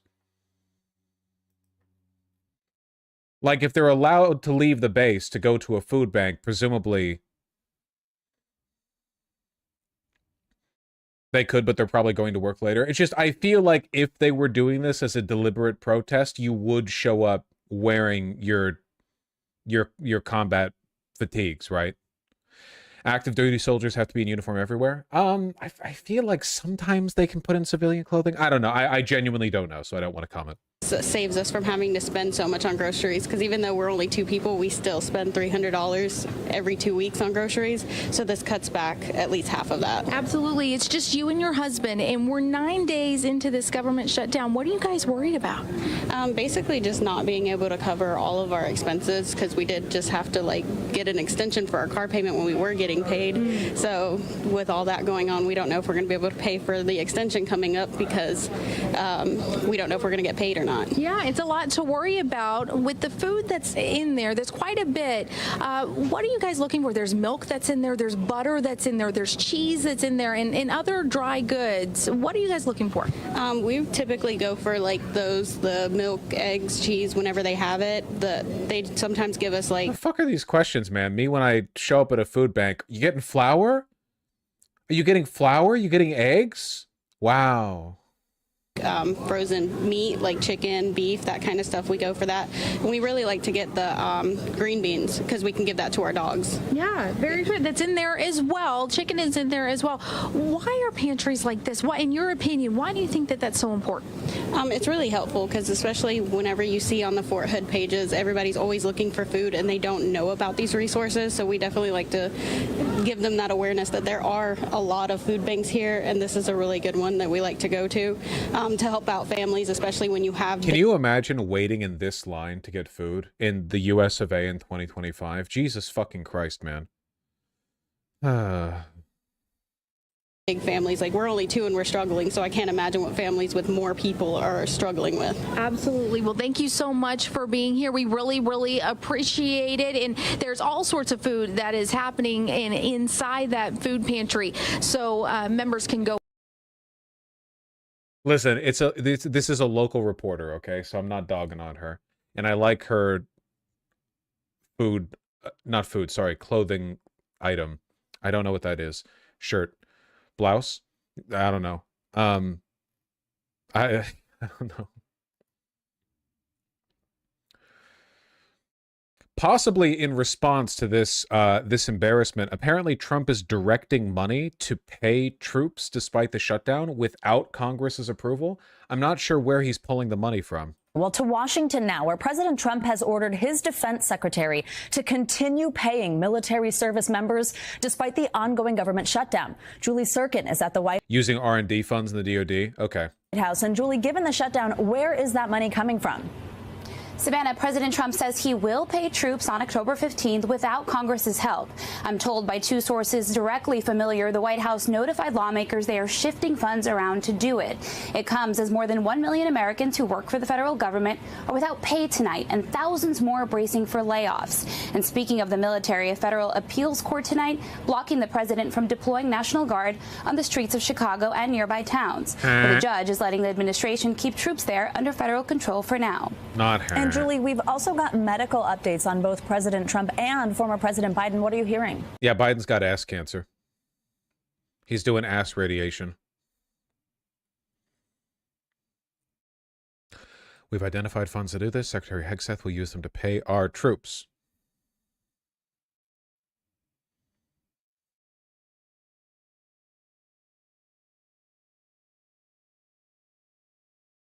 A spokesperson for the OMB confirmed to NBC News that it plans to use the research and development funds and that there are 2 years worth of funds available within the Department of Defense. Yeah, if you liquidate every other department, what? If you direct the money that goes to the Pentagon exclusively to paying the troops, then you have a lot longer, but the money is used for other things. That's not discretionary.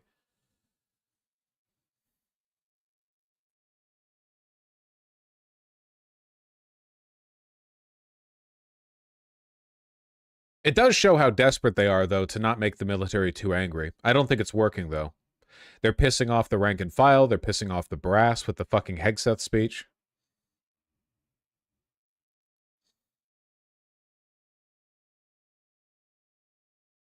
Coming up on 3 goddamn weeks in the shutdown. Well, coming up on beginning the 3rd week, I should say. Sheesh. Privatizing commissaries, I'm sure that'll go down well. Oh, yeah. Oh, 100%. Absolutely. Court filing said that more than 4,000 federal workers would be fired during this shutdown. Well, breaking this morning, a White House official confirms to ABC News that that figure is just a snapshot in time. Those numbers will rise. And as this government shutdown is now in its 12th day, President Trump says he's directing Defense Secretary Pete Hegseth to use all available funds to pay members of the military on October 15th. Some 2 million military service members are part of that essential federal employee group required to keep working through the shutdown. A spokesperson for the Office of Management and Budget tells ABC News that funds for these checks are coming from the Department of War's Research and Development. Meanwhile, the Trump administration has begun firing other federal workers, an unprecedented move, the biggest cuts coming from the Treasury Department and Health and Human Services. We'll see how long it goes on. So far, to my knowledge at least, there have been no moves towards resolving this shutdown. So, I don't know, man. We could be here for a while.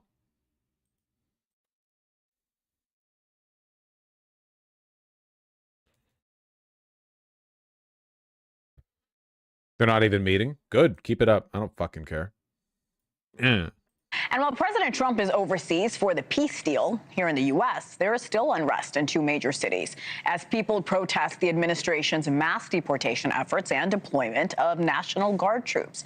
News Nation's Alicia Nieves has been tracking the developments in Chicago and in Portland. Alicia, what are we learning? Yeah, I mean, it was quite another night of unrest around the country with these protests continuing. We'll start in Chicago. There was a march there, more than 300 people from a church to Broadville ICE facility that we've been focusing on and covering for a couple weeks here now. The goal was to pray with detainees there. That did not happen. Around 5:30 p.m. instead, Illinois State Police declared an unlawful assembly, demanding that protesters get out of the road. This led to an arrest of at least 7 people. Authorities say 2 protesters at least threw objects toward the police in response. Then if we move to Portland, at least 3 women were arrested outside of an ICE facility there after yet another night of protests. This comes as more federal aid. Fucking despise media coverage. You cannot overstate my hatred for these people, man. 7 arrests, at least 7 arrests, is a violent action. Why were arrests conducted? What did they do to be arrested? The only incidents of violence that she focuses on is 2 rocks were thrown. Okay. A minimum of 7 people were arrested. Anything there? No violence was conducted? Did they just politely ask a minimum of 7 people to come along with them to be detained and they just agreed? At least threw objects toward the police. Oh, sorry, not even rocks, objects. Response. Then if we move to Portland, at least 3 women were arrested outside of an ICE facility there after yet another night of protests. This comes as more federal agents arrived to the facility last night. One thing that made this standoff different, though, is that there was no ICE helicopters in the sky like we've seen in the past, and this might be because of this flyer. The Department of Homeland Security shared it on X, and it alleges that protesters were planning to use laser pointers to confuse or potentially even disorient pilots. We are anticipating more protests to continue tonight throughout the week. Again, although the framing here is exclusively one of ICE being besieged by the violent protesters. No energy, no attention is being paid towards the violence of ICE. Everything ICE does is defensive or reactive, okay? ICE arrested people after an unlawful assembly was declared. Okay, why was it unlawful? What were they doing that was unlawful? What about the assembly was a problem? You know, no mention given. We just assume that they were in the right for calling it unlawful when there has to be a reason declared. You can't just declare it unlawful for no reason. No question being, to whether or not it's a valid for the ICE copters to be in the air to begin with. Only the act of violence against them, the laser pointers, are to be considered. And another No King's Day protest that is planned for next weekend as well, Hannah. And there's a recent court ruling. It's put the administration's deployment of National Guard troops at least on hold temporarily. What's the latest there? Yeah, I think this is something that even confused me for a while. A lot of people have questions about this. Why are troops there? How are they able to stay with this court ruling? Let me break this down a little bit. The National Guard is allowed to stay in Illinois, but an appeals court has blocked the president from actually deploying them on the streets, at least for the next 2 weeks. Earlier this week, you had Illinois Governor J.B. Pritzker celebrating this ruling, posting on X, quote, "Donald Trump is not a king and his administration is not above the law." However, to be clear here again, the appeals court specified that with those 500 troops in the Chicago area, 300 federalized from Illinois, 200 brought in from... State police arrest those people? Yeah, state police are the ones who can declare an unlawful assembly because they're the ones with jurisdiction in that way. But that's what I mean. Like, why is no attention being paid to that? Look, once you pay enough attention to American media, there are Israels everywhere for those with the eyes to see. You see it with Israel, you know? A bullet collision related incident annihilates brain of Palestine. You see the bias when it's applied so obviously in an external context, but there are so many implicit biases that are in favor of the police and the administration and the institutions and so on that are difficult to recognize unless you get good at it or you sniff them out. But the way these broadcasts are structured are not accidental. She is reading from a teleprompter. They're always reading from a teleprompter unless, you know, you can tell when they're not. The way they are written is very, very, very deliberate. Texas, they do not have to leave just yet. They have to just shift their intentions for now. Here's what I mean. U.S. Northern Command said on Wednesday that these troops are, quote, employed to protect U.S. Immigration and Customs Enforcement and other U.S. personnel, government personnel who are performing federal functions, including the enforcement of federal law and to protect federal property. Well, it has since modified that statement, right? Issuing another one clarifying that these troops are simply, quote, conducting, planning, and training, not engaging in operational activities. A similar ruling was issued in Portland this week as well, allowing troops to remain federalized in Oregon, but barring, again, the president from deploying them. So we're definitely expecting to see more protests. Thank you for watching. Fuck you. Well, I guess it's News Nation, so what can you expect? Hello, Chris Cuomo. Enjoyed your Adam Friedland show interview.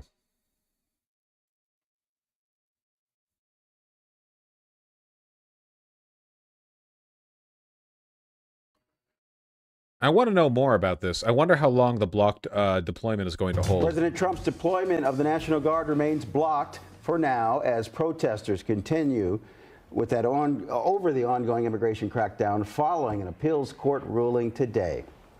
Good evening, I'm Timon Bradley. And I'm Jackie Bang. He's just a dumbass centrist? No, Chris Cuomo is a really smart guy. You can tell in the interview. Unfortunately, it's really difficult to tell sometimes because I think the way mass media or mainstream media produces its slop kind of dumbs everyone down, the producers and the consumers. But Chris Cuomo isn't, he's not stupid. You can tell. You can listen to him for a second in any kind of candid conversation. He's obviously an intelligent person, which makes him a little bit scarier, to be honest. WGN's Christine Flores is live in Broadview with our top story. Christine? News Nation is owned by Nexstar, so they're doing their best to acquiesce to the Trump admin for their merger approval. It's always like that, isn't it? It's always fucking like that, man. It's like all mainstream media, it's all fucking run by 3 people. They're all under the same thumbs. Well, good evening. Yeah, so some of the protesters that we spoke with out here told us they've been out here since 9 o'clock this morning. Now, we've heard some chants, some cheers, and even some boos, most of them directed at law enforcement on the other side of the driveway you're seeing behind us, which includes... What about The Guardian? The Guardian's a foreign rag, not American. Include law enforcement at the state and local level. The deployment of the National Guard remains blocked in Illinois now that a federal appeals court has stepped in. Saturday, the court determined National Guard troops. What if Trump just ignored the court order? Wouldn't be the first time. Well, it's tough to say. It's pretty tough to ignore a judge's ruling because things can escalate rapidly from there, and the rule of law favors the judge, which means that a lot of institutions surrounding the judge will also favor the judge. If Trump ordered the National Guard deployed to the streets of Chicago in spite of the ruling, there are a couple of points of failure, right? For one, the National Guard itself could decline, declaring it an unlawful order. That's not super likely, realistically, but it could happen.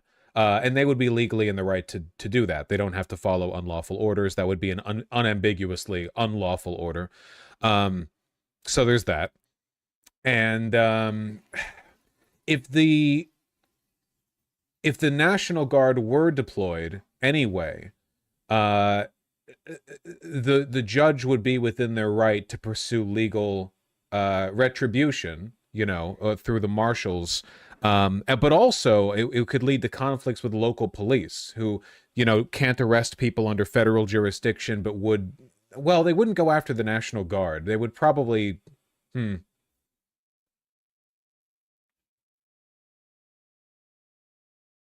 I'm not sure. I'm really not sure. I don't know what like a federal circuit court could meaningfully do to punish the president for deploying the National Guard.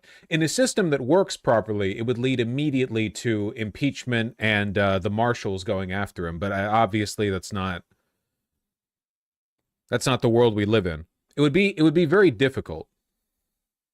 In the state can remain under federal control, but they cannot be deployed. The pause is in effect for 2 weeks. The whole idea that the National Guard was going to be brought in to help out seems insanity to me. It seems like clearly an attempt to incite violence more than anything else, and an attempt to basically break down democracy in this country. Blaise Manier, an Oak Park resident, made it a point to be out near the Broadview facility Saturday afternoon with his wife and teenage children. I think it's essential to basically act as you feel and to stand for your values. For several weeks, protesters have gathered near the facility with signs, chants, and protective gear. I want to take all the precautions I can to be safe, and I have a gas mask, I have a helmet, I have a first aid kit. For the majority of Saturday, those present say the gathering has been peaceful. My experience out here is that there are actually very few protesters, and they have not been at all threatening. Yeah, it's a pretty quiet protest considering the whole, military deployment to a major American city. What are you gonna do? We're heading to Chicago because we want to save Chicago. Do you know they had over 4,000 people killed in Chicago? Brought crime down precipitously. The president. J.B. Pritzker, Governor Pritzker, thank you for joining us this morning. I know you just heard Vice President Vance. Bro, your tabs? He didn't You're right, directly answer whether he agreed with President Trump that you've committed a crime, but what he did say was it seems pretty criminal to him, your behavior. What's your response? Well, you just heard a tidal wave of lies from the Vice President of the United States. It's a bit shocking, and you heard over and over again him just making things up on national television with you. There's a reason why the judge here in federal court said that the administration lacks credibility, and why. Man, I'm sorry. He will never have the fire, man. Does he have the sauce yet? No, he doesn't. Like, look, okay, he's better than a lot of other options, but he's just nowhere close in terms of the energy and vitriol, Even the Nobel Prize Committee chair said that the administration lacks integrity. This administration, led by a 34-time convicted felon, is threatening to jail people that are their political opponents. They're making things up to go after people. We're seeing it day in and day out. And the fact that he's made a threat against me, I'm not afraid. I'm going to stand up for the people of my state. And we've got to all stand together because there is truly unconstitutional actions that are coming out of this administration, coming at the states and the people of the United States. And all of us, Democrats and Republicans, need to speak out about it. One thing I'd point out, you mentioned Governor Stitt, who said specifically, we shouldn't be federalizing troops in one state and sending them into another, that he would be offended if I had troops going into his state. I am offended that Greg Abbott has troops coming into my state.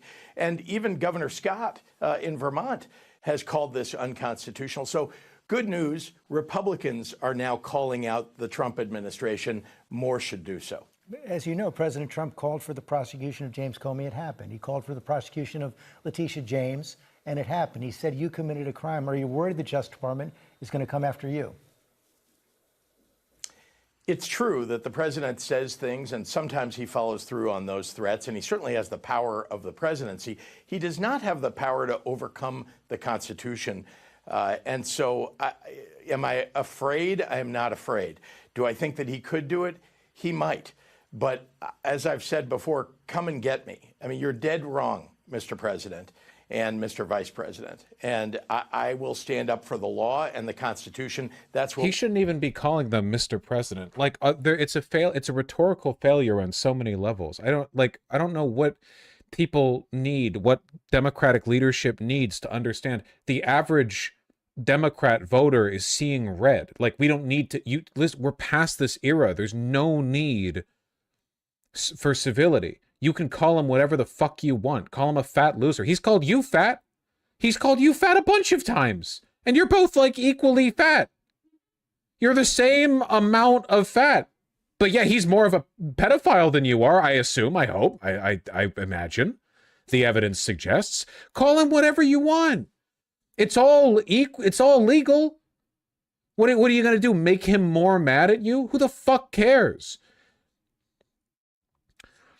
His response should just be, I'm not afraid of a pedophile. I'm not afraid of Trump because I'm not a 12-year-old girl. Yeah, just perfect. You would make international headlines with that one, by the way.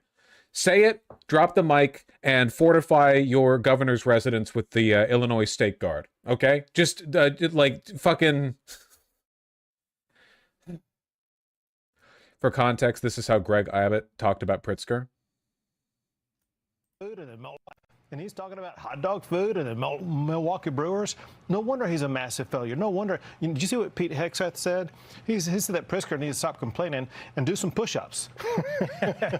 You can always count on the secretary. That's great. He called you fat. Call Trump fat. I don't understand why they still adhere to this. I'm sorry. I consider it to be like this isn't just like me being vindictive. I think it's a strategic failure for which the Democrats need to be rightfully criticized.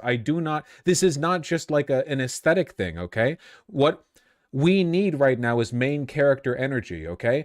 Newsom doesn't have it. Newsom pays some intern to be feral on Twitter, and then what? Charlie Kirk gets assassinated, and all of a sudden Newsom puts out a fucking, biopic where he's like, well, Charlie Kirk was actually an excellent young man, and I would have his ghost on my podcast if I could. Fuck you. You're a fake demon. You ain't real, okay?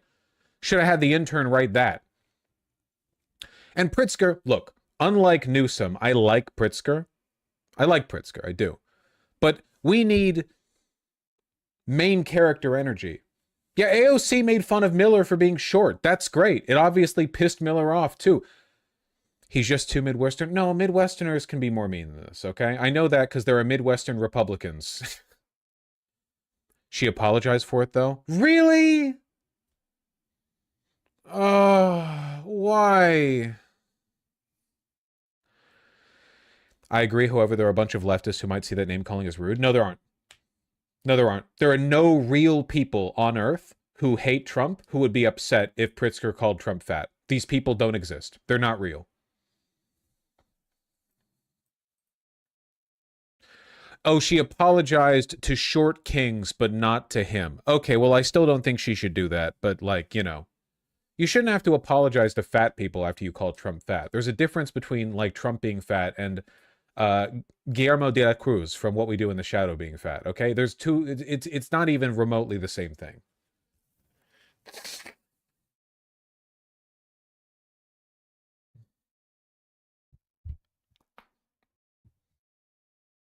Say that name again. Guillermo de la Cruz. The libs will get mad because it's not serious and unprofessional. No, I don't think that's true. I don't think that's true. I think we're past that point. I think that's a myth that we're perpetuating because we see Democratic leadership act that way. We see Democrats in media and in office act this way, so we assume it's like they're speaking for all liberals. But keep in mind that the Democratic establishment is more unpopular with liberals than they ever have been.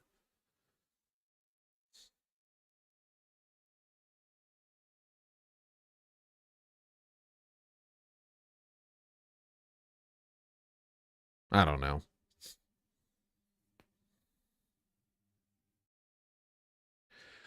Liberals are the weak ones. Leftists want blood at this point. Nope. Again, you're wrong. Stop. The average liberal voter in the United States right now has opinions on the Republican Party that I can't repeat on this channel.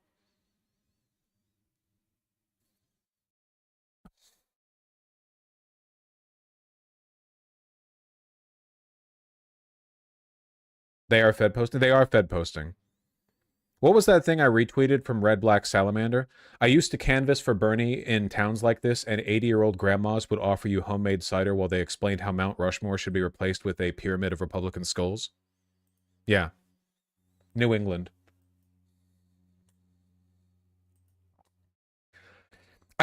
Look, okay, I have been an advocate for liberals coalition building with lefties basically since day one, okay? I think that liberals should, when necessary, bend the knee, like they should have in 2016 to Bernie Sanders, rather than doing everything they could to axe him, you know? I think that at the end of the day, in addition to the, you know, desirable victory of socialism in the long run, we need to win against Republicans.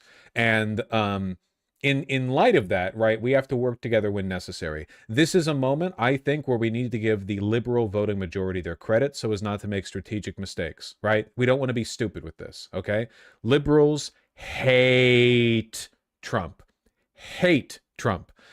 The moderate liberal is a fantasy cultivated online to appeal largely to Republicans. These people don't exist in real life. Overwhelmingly, they don't exist. The people who were willing to vote for the Democrats to begin with hate Trump.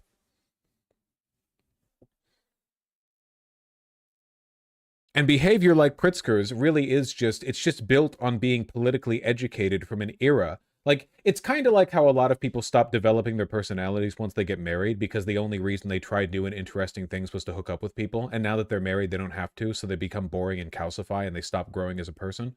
A lot of people, once they enter office, stop changing politically. Because to these people, like, their political growth was all in the context of, like, being outside the game. Once they're in the game, they're locked in. Pritzker and most other Democrats in office were educated politically before Trump became like a national phenomena. They're not aware of the extent to which how much the game has changed. Pritzker doesn't spend his day-to-day interacting with either in real life or on social media like, you know, regular day-to-day people, you know?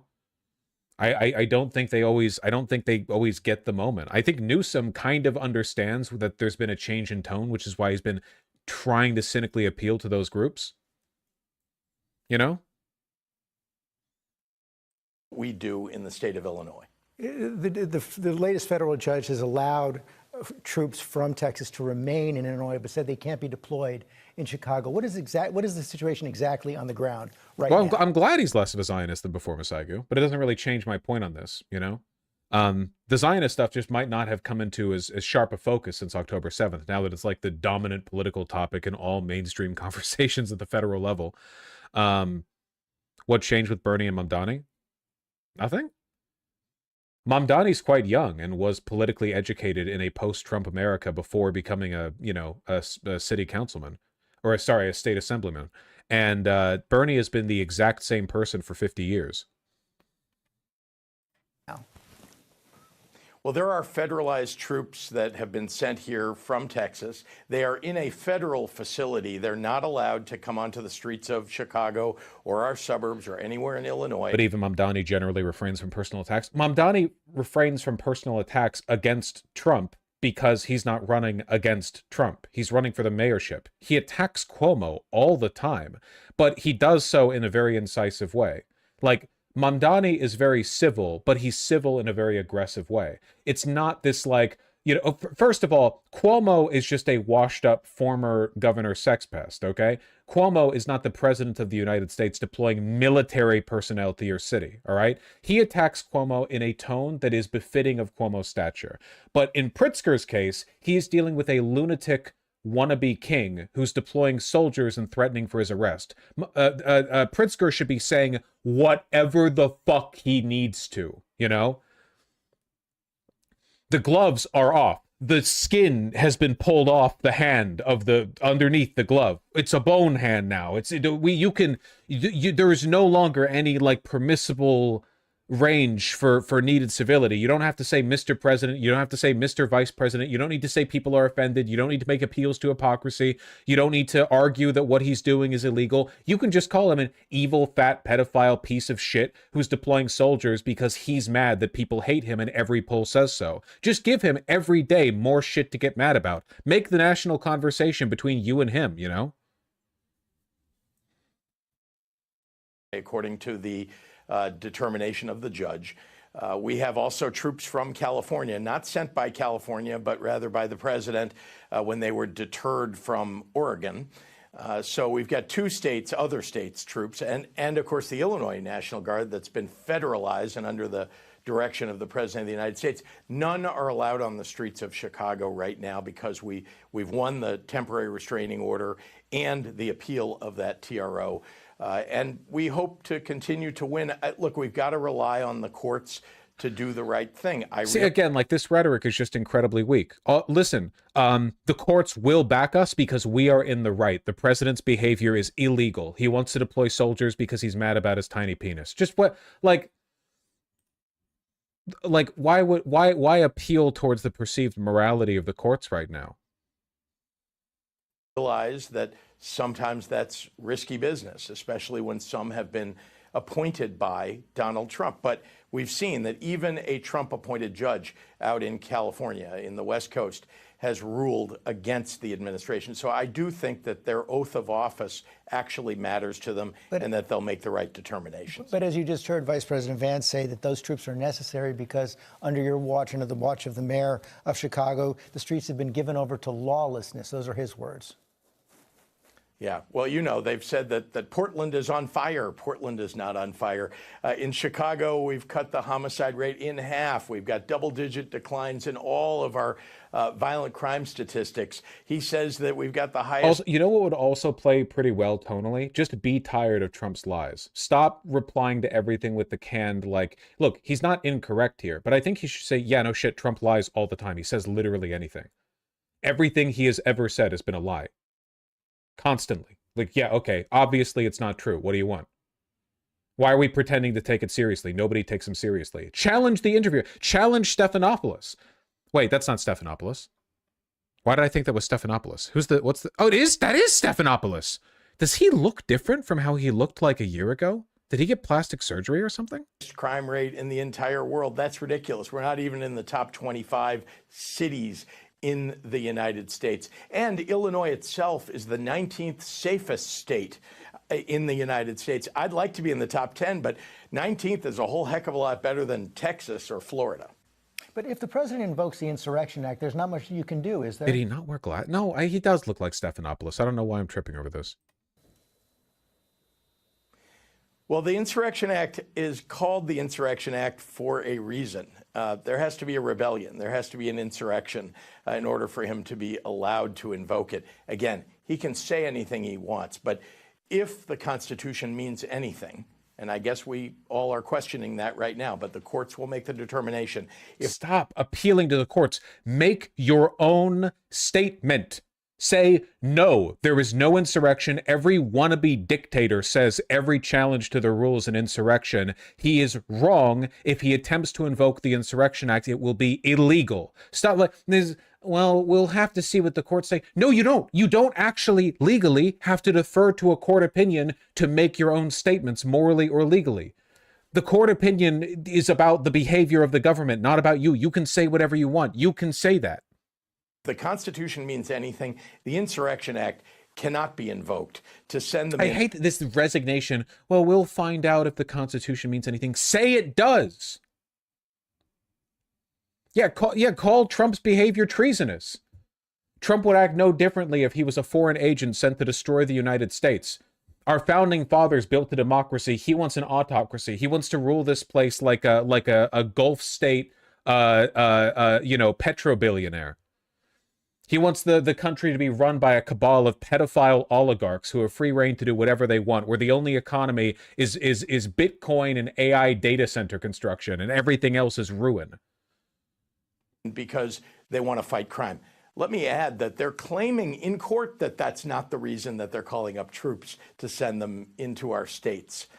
They're claiming in court that this is about protecting ICE facilities and ICE agents, and not about crime on the streets. But then you hear Vice President Vance and the President of the United States contravening that and saying exactly what they actually think. They just want troops on the ground because they want to militarize, especially blue cities in blue states. Governor Pritzker, thanks for your time this morning. Thank you, George. There wouldn't be any political consequences for doing this. He has the right to do this if he wants to. He can say that stuff if he wants to.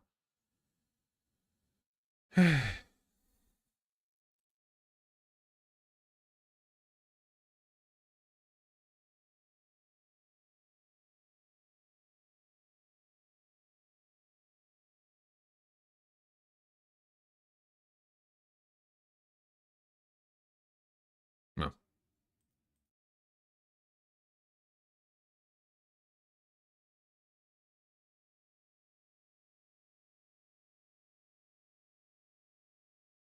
Don't read the comments, they're all bots. Yeah.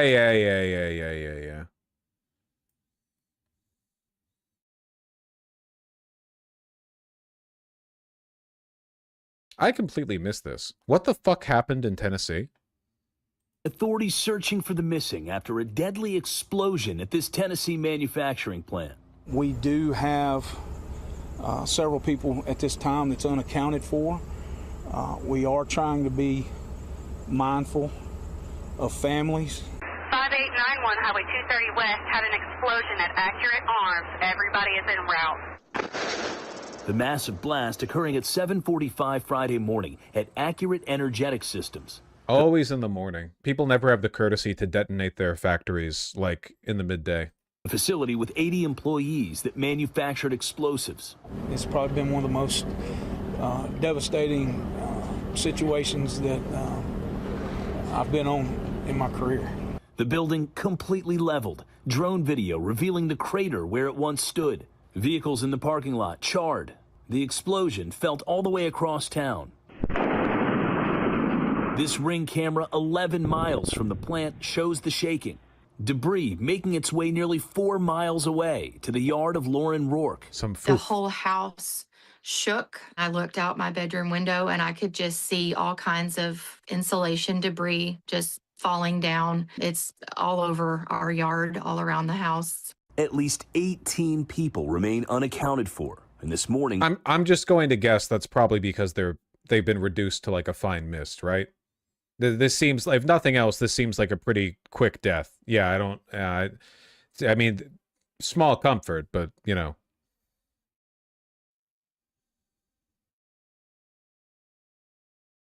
authorities still combing through the building debris for survivors. Okay, I know they're not really combing for survivors, probably, right? They're combing for remains to identify bodies. Maybe there's like a basement. It's a really small town. Just about everyone is probably affected right now because everybody knows somebody that works over there or is, you know, family. And so everybody is hurting. Does suck, though. I don't think those guys are like morally culpable for whatever was done with their bombs. I don't really think. I don't know. Do I? Nah, I don't. Because once you get into that, it's like anytime you do anything in America, you're contributing to the military-industrial complex. I guess there's kind of like degrees of separation, but yeah, I don't know.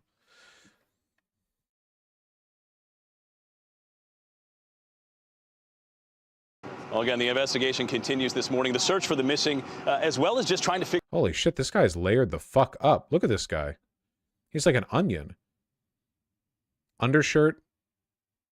Shirt. Another shirt with a band collar. Jacket. God damn. Is your head cold? Figure out exactly what caused this blast. That investigation is expected to last at least a few more days, just in terms of the investigation on the ground here. ATF agents as well as Homeland Security agents on scene assisting in that investigation, and residents, of course, are asked to stay away for now, Whit. Yeah, so many questions and a devastating... All right, well. While we're talking about explosions... The clock is ticking in the Thanks Middle for that. East. Hamas has 72 hours to release the Israeli hostages. Authorities believe 20 are living, 27 He does are look dead. like a Ralph Lauren This is ad, according yeah. to Trump's plan. Israeli forces are withdrawing from parts of the Gaza Strip right now as thousands of displaced Palestinians are attempting to move back into what were their neighborhoods. 33 bodies were discovered in the rubble of Gaza City. Speaking of CNN, they're manufacturing consent the moment things begin again. Hamas asserts control in Gaza and targets alleged collaborators as ceasefire takes hold. Wow, really? That's shocking. the government of Gaza takes hold and the collaborators, i.e. people working with the people genociding them, are being targeted, do you think Israel wouldn't do the same thing? Like, that's just a normal thing that would happen here. I don't know.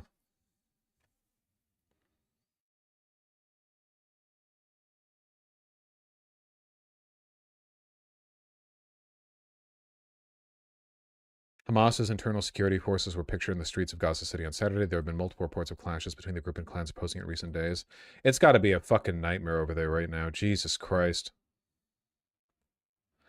A number of collaborators and informants were apprehended and arrested in Gaza City after it was proven they were involved in spying for the enemy, as well as participating in the assassination of several resistance members. The Palestinian Home Front, a Telegram channel affiliated with Hamas, said Sunday. Wait. Participating in the assassination of several resistance members. Wait, so they're going after people who killed Hamas? Wouldn't you expect them to do that?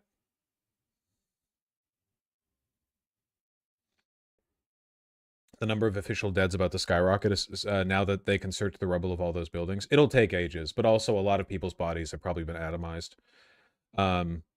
The only thing that will really reveal the extent of the damage will be like a full census, so you can do an excess mortality report. I don't know, Vosh. Hamas pretty frequently accuses anyone if they don't like, including members of non-Hamas resistance groups, of being collaborators so they can execute them. Yeah, I mean, in fairness, the IDF does the same thing, but in reverse, but at a much larger scale. Yeah, Hamas isn't good, but like, you know, it turns out you don't actually stabilize the Middle East by bombing the shit out of it. We learn this in every other country, you know, we learn this in Iraq and Afghanistan, and then ISIS came about. So I don't know what the fuck you expected.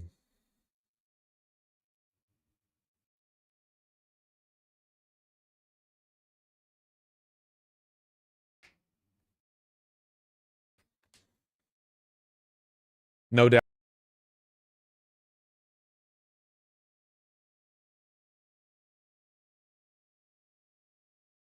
I mean, obviously my evidence would be church tradition, the Bible, because obviously I believe in that. Obviously I know you don't.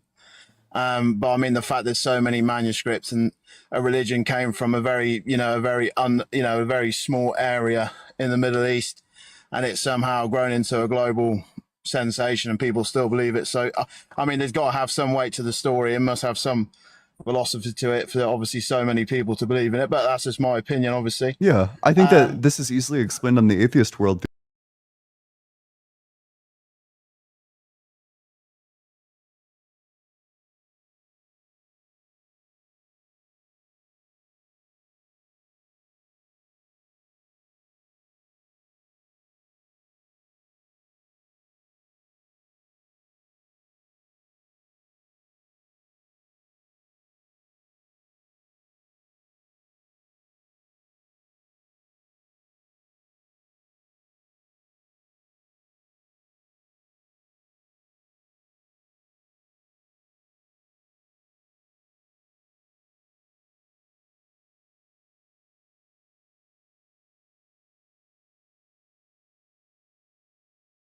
Scholars that say it's still a theory because they've obviously not discovered how non-life obviously created life. That is still a phenomenon they're still studying to this day.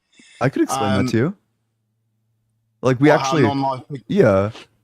So we have nucleotides will form on their own, especially in the ocean vents. Like lots of interactions happening consistently in these like amino acid rich environments will lead to the form of nucleotides, and the nucleotides on their own will come together and form strands of RNA. Now, we have research done that's definitively proven that there's a 1 in 100 billion chance of forming exactly the right strand of RNA for any given RNA strand that gets formed. And that's unlikely, but it's not so unlikely when you consider the sheer number of atoms and molecules that exist within those ocean vents.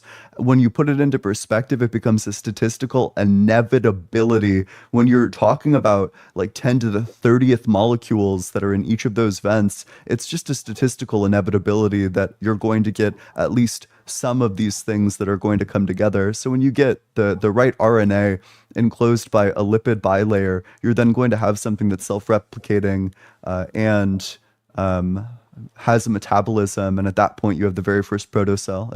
It undergoes Darwinian evolution and then becomes a full-blown cell. But you would agree, obviously, oceans appeared long before we did, Oceans? or even our ancestors did. Yeah. Yeah. Because obviously, okay, and how would you say the oceans developed and stuff like that? I mean, it is all theory. I mean, they can obviously. You haven't even heard the samples. answer. Oh, go on then. I'll get. Yeah, sure. Just that we have, I think it's from comets. Comets are frozen, and we know that the Earth formed with no water on it. So through the emergence of comets, colliding with the Earth, it transferred all the water there by unfreezing them. Again, that's a theory that there must have been quite a few comets, as you can agree. Obviously, we are a planet predominantly water, and quite deep water to be said as well. I mean, I don't know. I mean, it's obviously that they just do this all from ground samples, and it is all theories.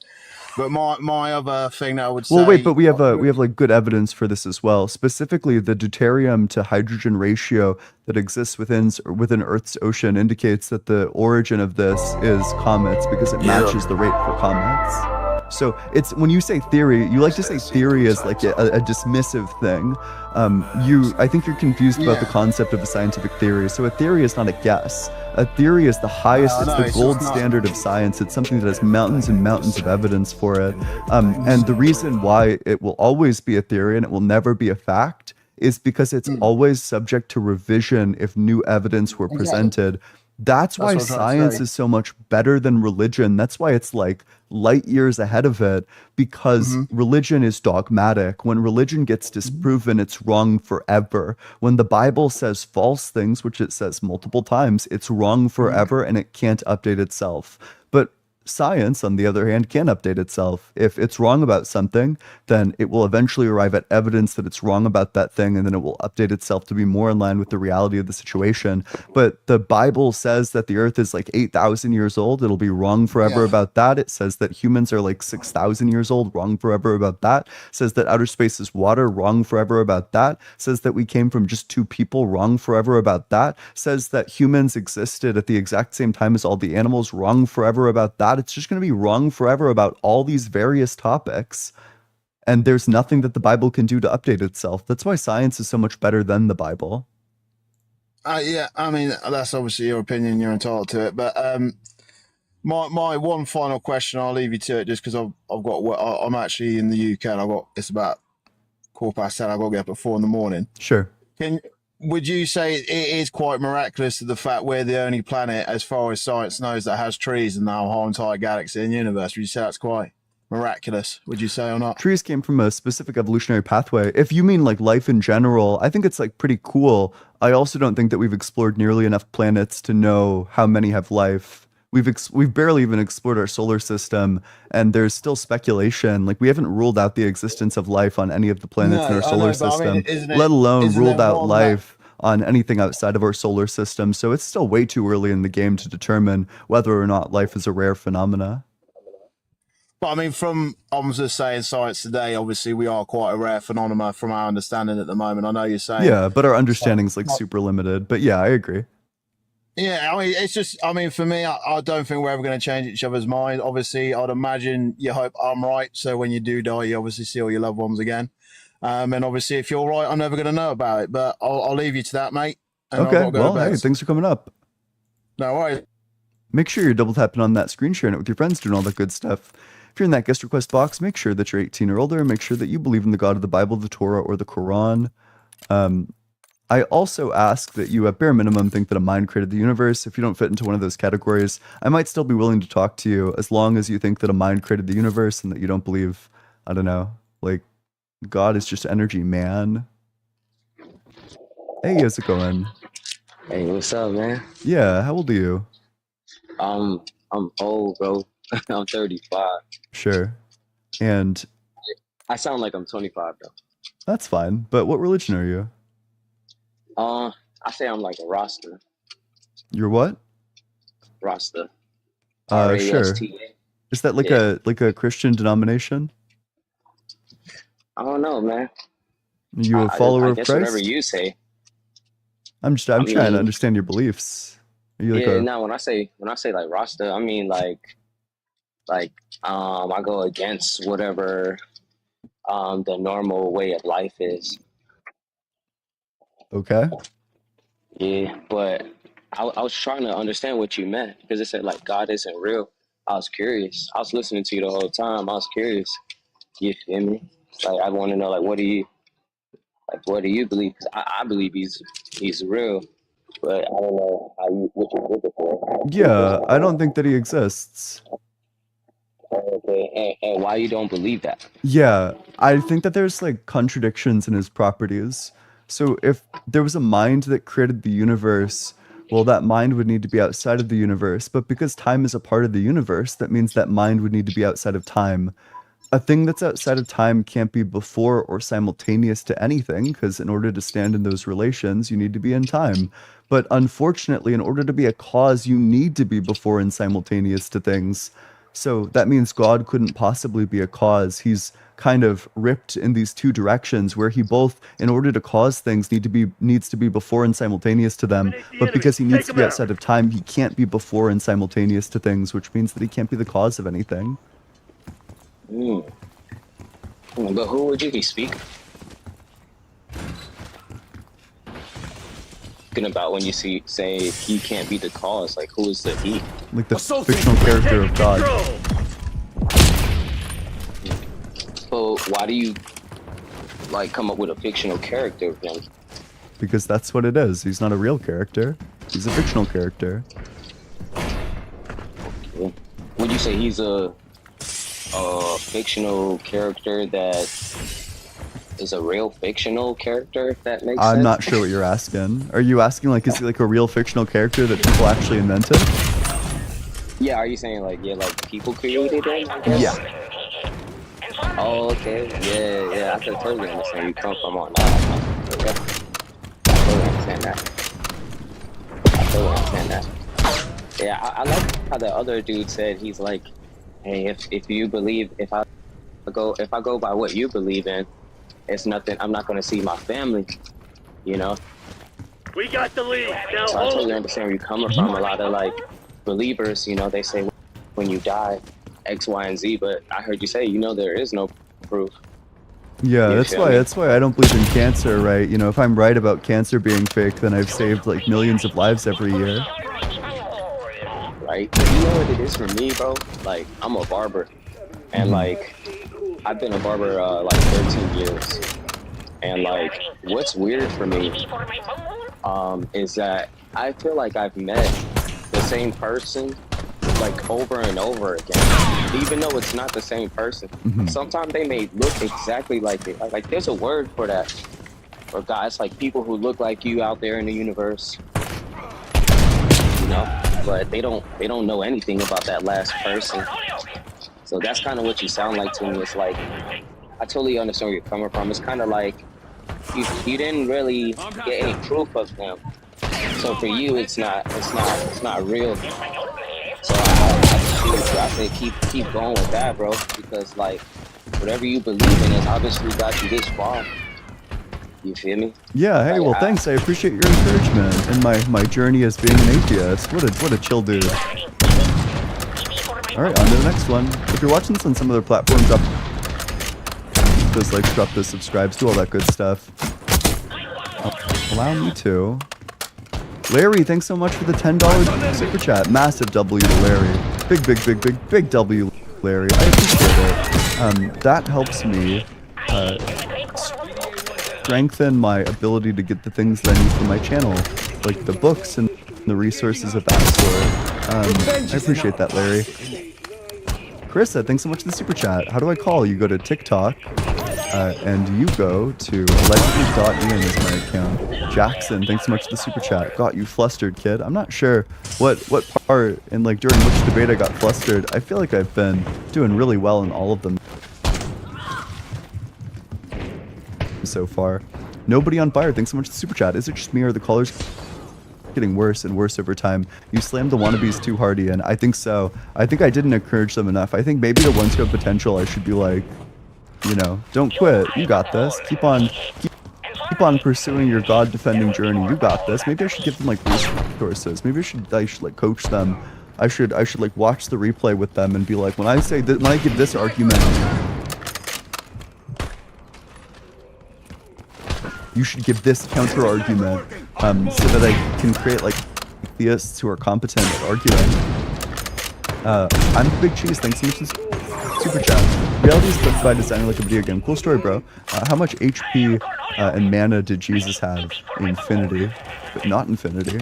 Eric, thanks so much for the super chat. If God isn't real, who gives CJ money when he does a stunt in GTA?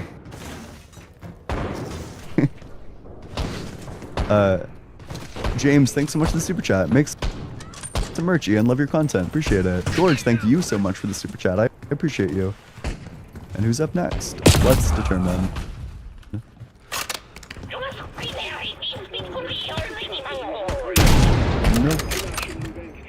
Nope.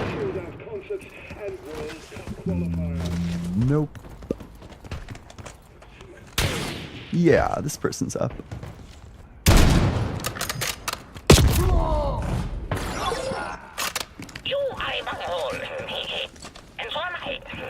Alright, can you hear me? Hey, how's it going? Yeah, how old are you? Yeah, I'm 28. Yeah.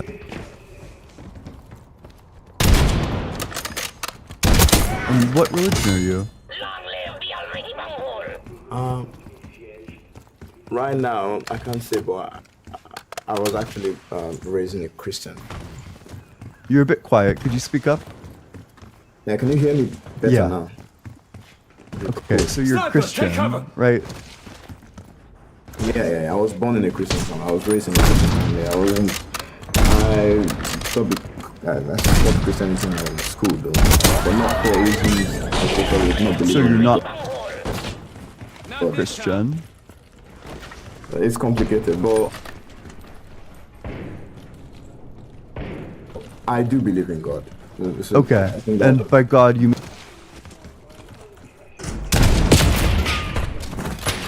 mean like a mind that created the universe?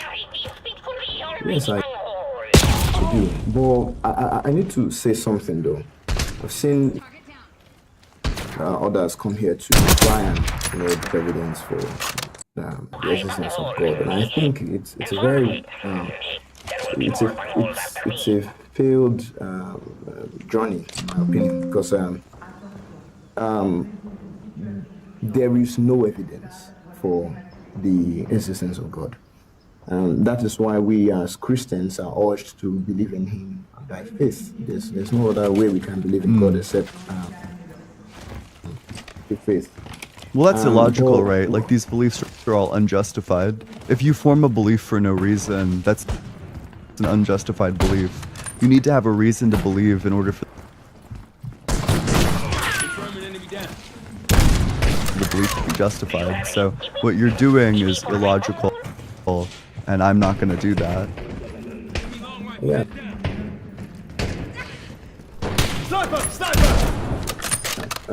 Well, I'm from Nigeria, actually. I'm in Nigeria.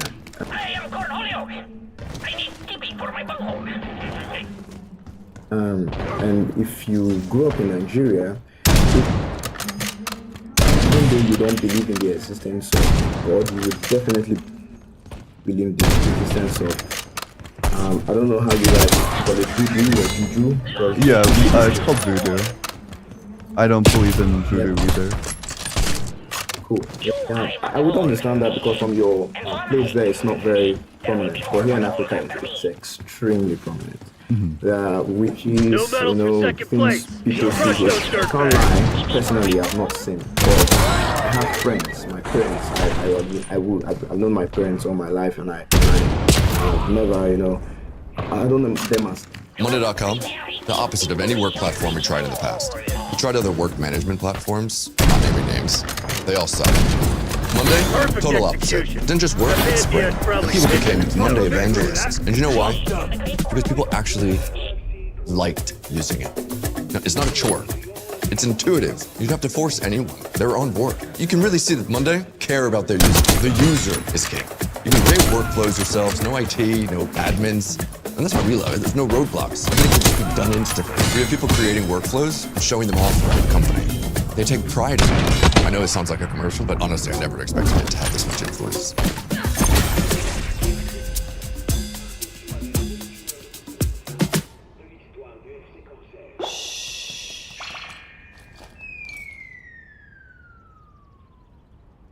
So the thing is, I feel as much as there aren't evidence to prove that God exists, where I am from, there's just so much persons saying they've seen Juju, they worship Juju. Maybe something to consider. The types of beliefs and the way that we interpret our experience is largely shaped by cultures and cultural imagery.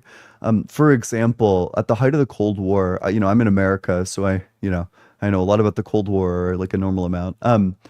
The craze around like UFO abductions, aliens, things of that sort started getting very popular around the time of the Cold War. All of the movies got popular. All like the alien movies about like the Earth getting destroyed became popular around the Cold War. And that's because the imagery of aliens destroying the Earth lines up very well with the idea of America getting destroyed by the Russians, that these foreign like people come and just like obliterate the country with their like nuclear stockpile.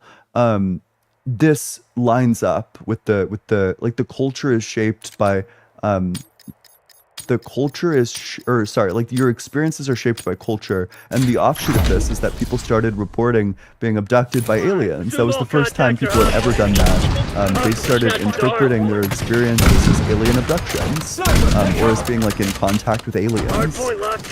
The culture like shapes the way that you experience these things, so it makes sense that your dad and your uncle might have the same description because they have the same shared cultural imagery. Not necessarily cultural imagery. I'm talking about what they say. Well, you can actually say that they're lying. I don't think they're lying. I think they're wrong. I think when you see something and you say you saw something, or when you do not see something and you say you saw something, that's wrong. No, not necessarily. You could be wrong. Explain to me how. Yeah, like I don't know, like if you saw like some like little thing, let's say, I'm not sure what the details of the situation are, but right, like if you see an animal that you don't recognize, or like an animal that you can't clearly make out, and it like scampers across, I don't know, like the wilderness, you might think, holy shit, that's a demon. What about you? Sorry. I understand what you're saying. Let me tell you the story. So, my friend, his cousin, said there was a time he was in the village, then they had this chair outside that they used to drink palm wine. And this particular man in their community was there with them. So he a chair where they drink wine? Yeah, it's like palm wine. I don't know what you know about that. It's just like a bench, a big bench where people sit down. They got a big bench. What next? Yeah, so this guy said he was going to get water. I forgot what he said he was going to get. He got up, and then he went to the kitchen. And then when he went to the kitchen, just minutes later, people came and said that he's dead in the farm. And the farm is like it's foul. And these stories are they are popular stories, and it's quite hard to not believe that, or rather, I think it's harder to people believe die that literally all the time. There's so many deaths every single day. It could have been from innumerable things. No, you didn't get my point. Just imagine someone with you right there in the studio, say they are going to eat themselves, and they go into the toilet, and they go on, and you see that person is dead in China. Wait, they died where? Yeah, sure. So okay, so they went to the bench, and then they died there. They got up from the bench, headed towards the kitchen. So this person is outside of the house. Yep. went to the kitchen to get something, and people ran from like another direction and said, oh, this particular person that they just saw right now going to the kitchen is dead in the farm. Is dead in where? In the farm. Like they went to the farm and they saw Dead in the farm. And how far away is the farm? It's far off. It's far from the. I don't know. I didn't make this story. I didn't tell this story. I just heard it. But that's not the first time I'm hearing it. I just don't. If you're saying the course of events is that the person gets up and then walks out, and then immediately somebody runs inside and is like, that person just died like 10 miles away. Well, the explanation's very easy. That didn't happen. There's no evidence of it. No matter how you're going to talk about it, man, I have the same reactions. Trust me. I'm not trying to annul your reaction. I have exactly the same reactions to these stories, and there are so many of these stories. I have seen.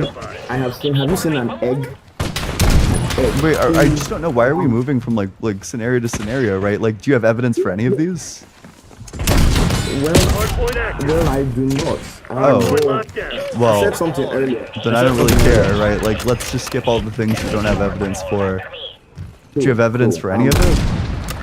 No, I'm not telling you I have evidence for this. Oh, okay. I'm gonna move to somebody who has evidence. Make sure you're double tapping on that screen share.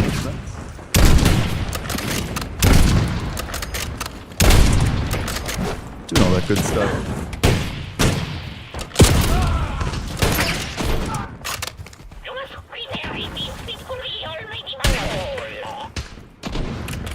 Hardpoint is secure.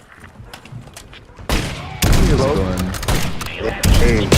Hostiles captured the hardpoint. Can you hear me? Yeah, how old are you? Hardpoint. I'm 28. Yep. And what evidence, or what religion are you? I'm Christian. Sure. What makes you think that Christianity is true? Well, when I look at the historical documents of the Bible, I can only draw the conclusion that God is real. Like what? So we have first century manuscripts, Hebrew manuscripts of the Bible that corroborate what we have today in the New Testament. Which ones? First century Hebrew manuscripts. I just can't. You mean like the Dead Sea Scrolls? Yeah, why would I think that the Dead Sea Scrolls were true when they were written? Because they are within the first century. So they're within living memory of the people that would have been there at the time. But in terms of which events? The crucifixion and the resurrection of Christ. You have no idea what the Dead Sea Scrolls are, do you? No. Okay, the Dead Sea Scrolls don't contain anything about Jesus, literally no mention of him at all. Alright, but we still have manuscripts that do corroborate. Like what? Our Bible. So this is the first time I'm actually even doing this. So I have I'm just switching over from atheism to Christianity. So I have literally no actual, point-to-point evidence that I can actually point to. Because like you said, I haven't researched the Dead Sea Scrolls. Whenever you do look at the story of the resurrection of Christ, right, you have 400 eyewitness accounts. And for me, I believe that the Gospels are true. Why? Because the way that they were recorded. So you have two of the disciples that lived with Jesus and walked with him. And then you have two other disciples that were disciples of Jesus Christ. So they were followers of the disciples of Jesus Christ. And they took their stories from what they had at the time, from Jesus' disciples. The Gospels were all written anonymously. Come on, you're losing. Why would I think that Matthew wrote Matthew or that John wrote John? So when you say that they are written anonymously, right? Mm-hmm. We don't know who the author is. Yeah. As in, this person wrote this person wrote that. Now, I can grant you the fact that we do not have the author of the authentic manuscript that you want. pretty important, right? Like if your claim is that the gospel is like really good evidence insofar as it's the word of John and it's the word of Matthew, well, that's a huge problem because we have no reason to think that this is the word of John or is the word of Matthew. If this is just some writing, it's not even eyewitness testimony, then it's not useful. I would believe that, excuse, I'm sorry for cutting you off. I would believe that it is eyewitness because of the multiple manuscripts that follow. Hostiles at the hard point. And they corroborate exactly what was written when Jesus was dying. Why would I think? Because not only... Hostiles have captured the hard point. Because you have the Gospels, right? And the Gospels, we usually don't have only one. We have multiple manuscripts of the same Gospel.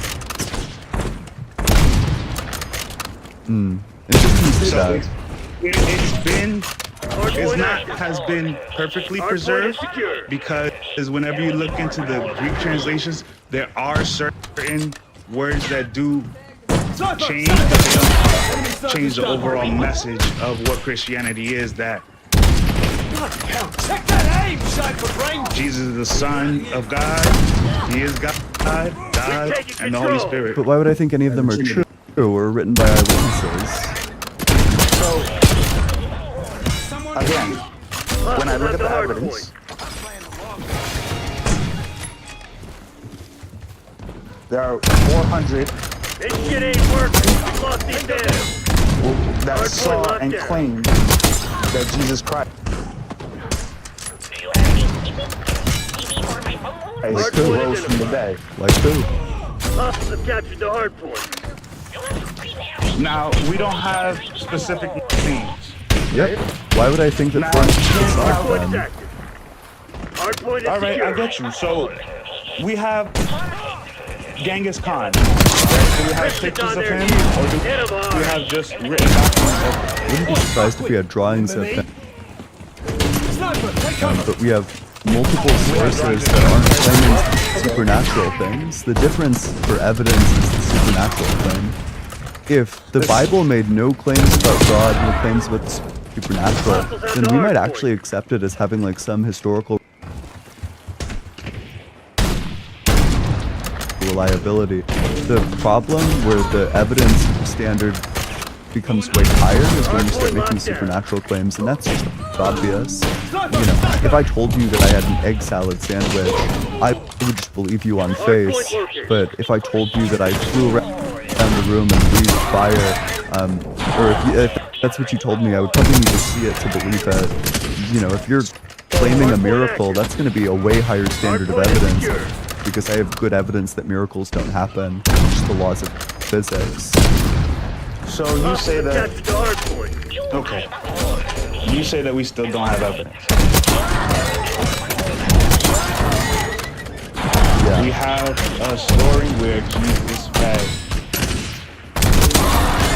a bunch of people with the evidence that it happened. The evidence that it happened is the fact that the people at the time corroborated what happened. Name one. That's why we have manuscripts. Name one. All right, so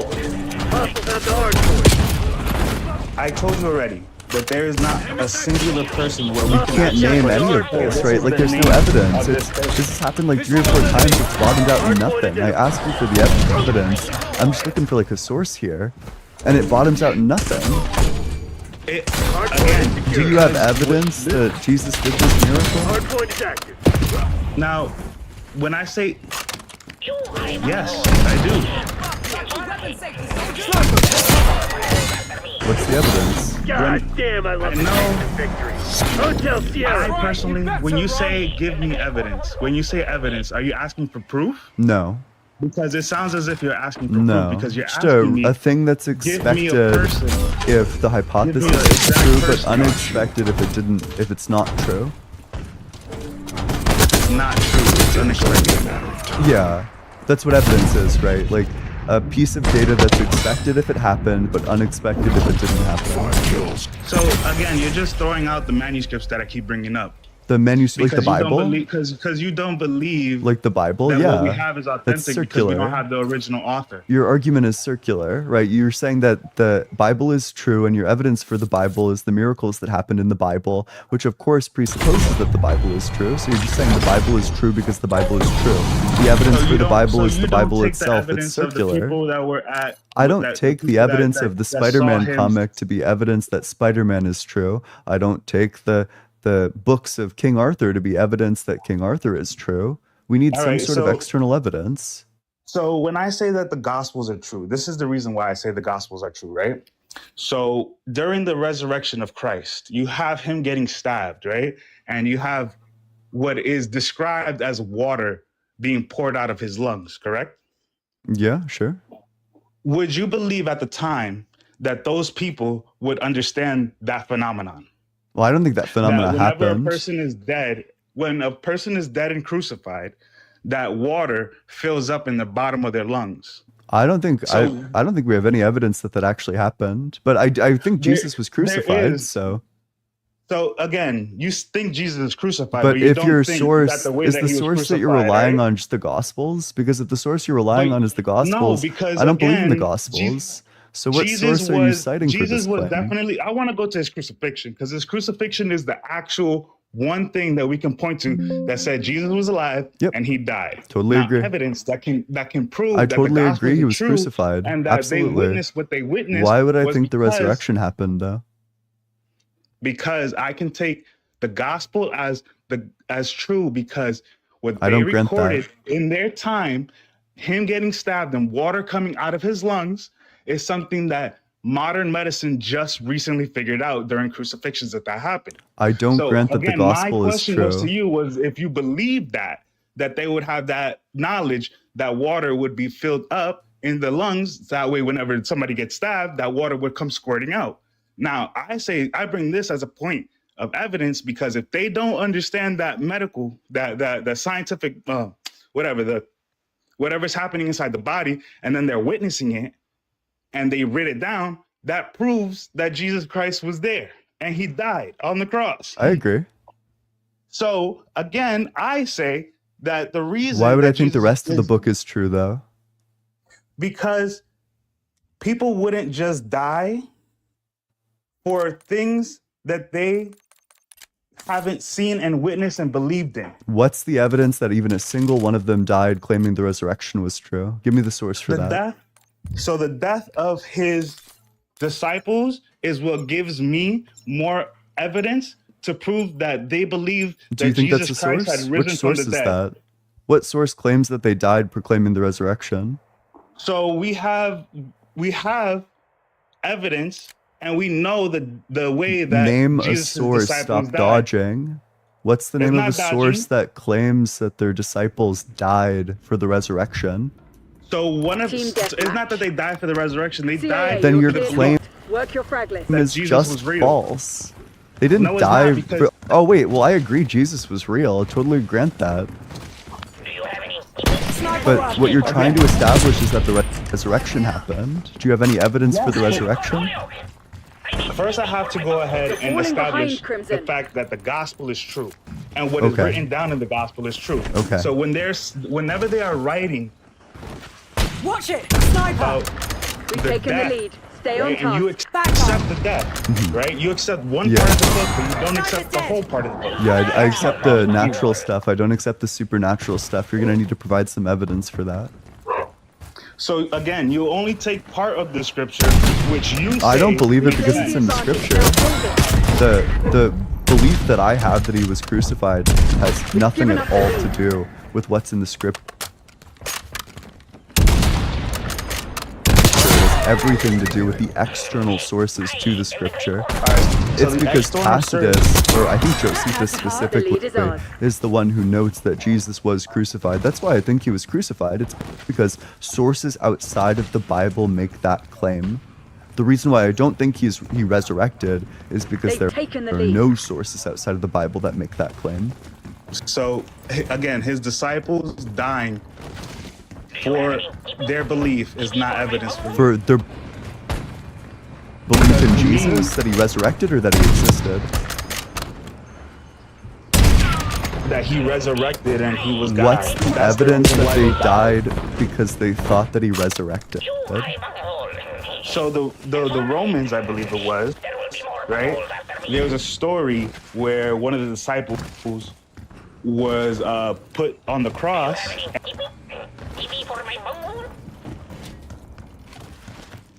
And he said that he does not want to, that basically getting crucified in the way of my Lord is too holy. So what the Romans did is they flipped him upside down and they crucified him upside down. So this source, I can't show you. You have no clue what you're talking about. The source is the Bible. The Bible is true because the Bible is true. Another circular argument. So what you're The source of this is Acts, by the way. So there's no evidence that these people died, is what you're telling me. Nope. Of course they died. If they existed, it's been like 2,000 years. Holy shit, of course they died. So they died. So you believe that they lived, even though there's no author of their biography of their life. They're attested Except to for the Bible, by right? historians. Except for the Historians Bible, attest to their right? existence, yeah.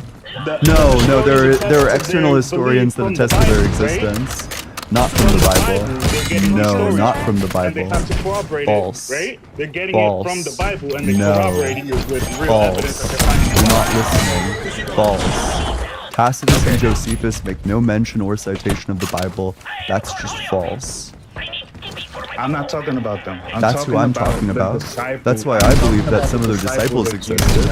Although I think that there's a lack of evidence for some of the disciples. All right. How about the narrative of the Wait, so are you pivoting away? Can I just get the evidence for the resurrection? When I say, Hostile because you're shooter. not taking what I'm saying, because what I'm saying is what I Keep believe. on giving I believe- circular arguments.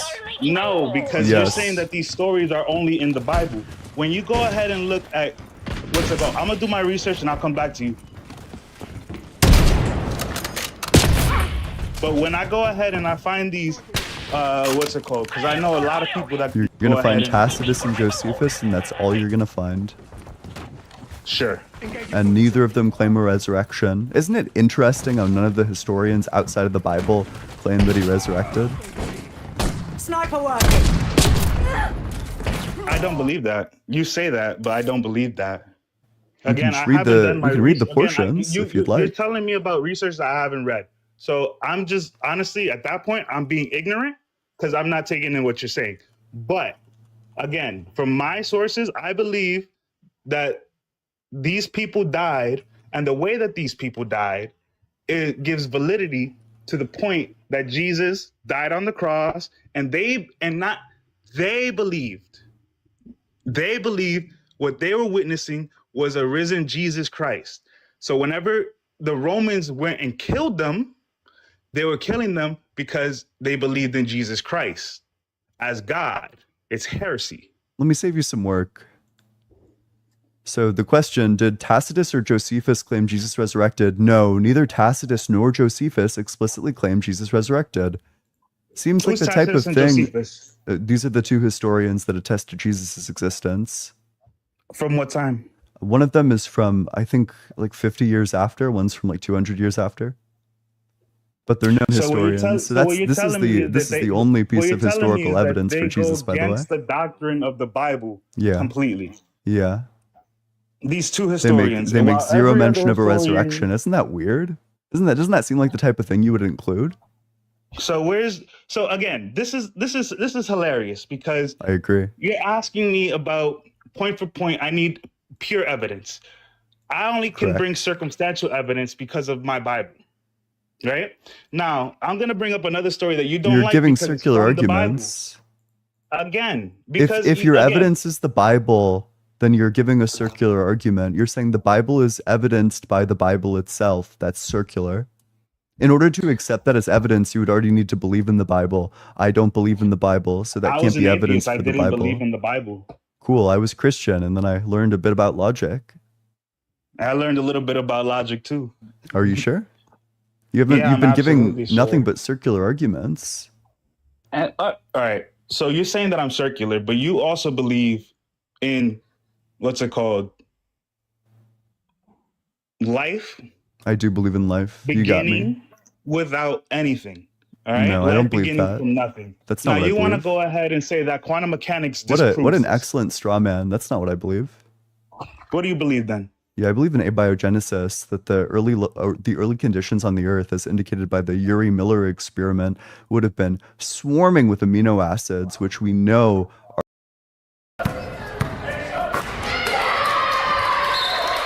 Remember college. Well, now college is over. And here comes your student loan debt. Is private student loan debt wrecking your life? You need to talk to YRefi. Don't let private student loan debt ruin your life. Call YRefi today.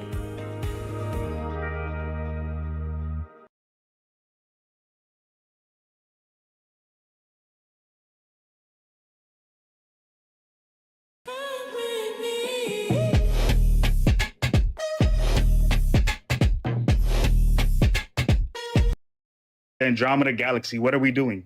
We're looking into the what? I'm not sure what word you're looking Past. for. You're looking into the past, sir. Insofar as like light travels, sure. Yes. So what I'm saying is we are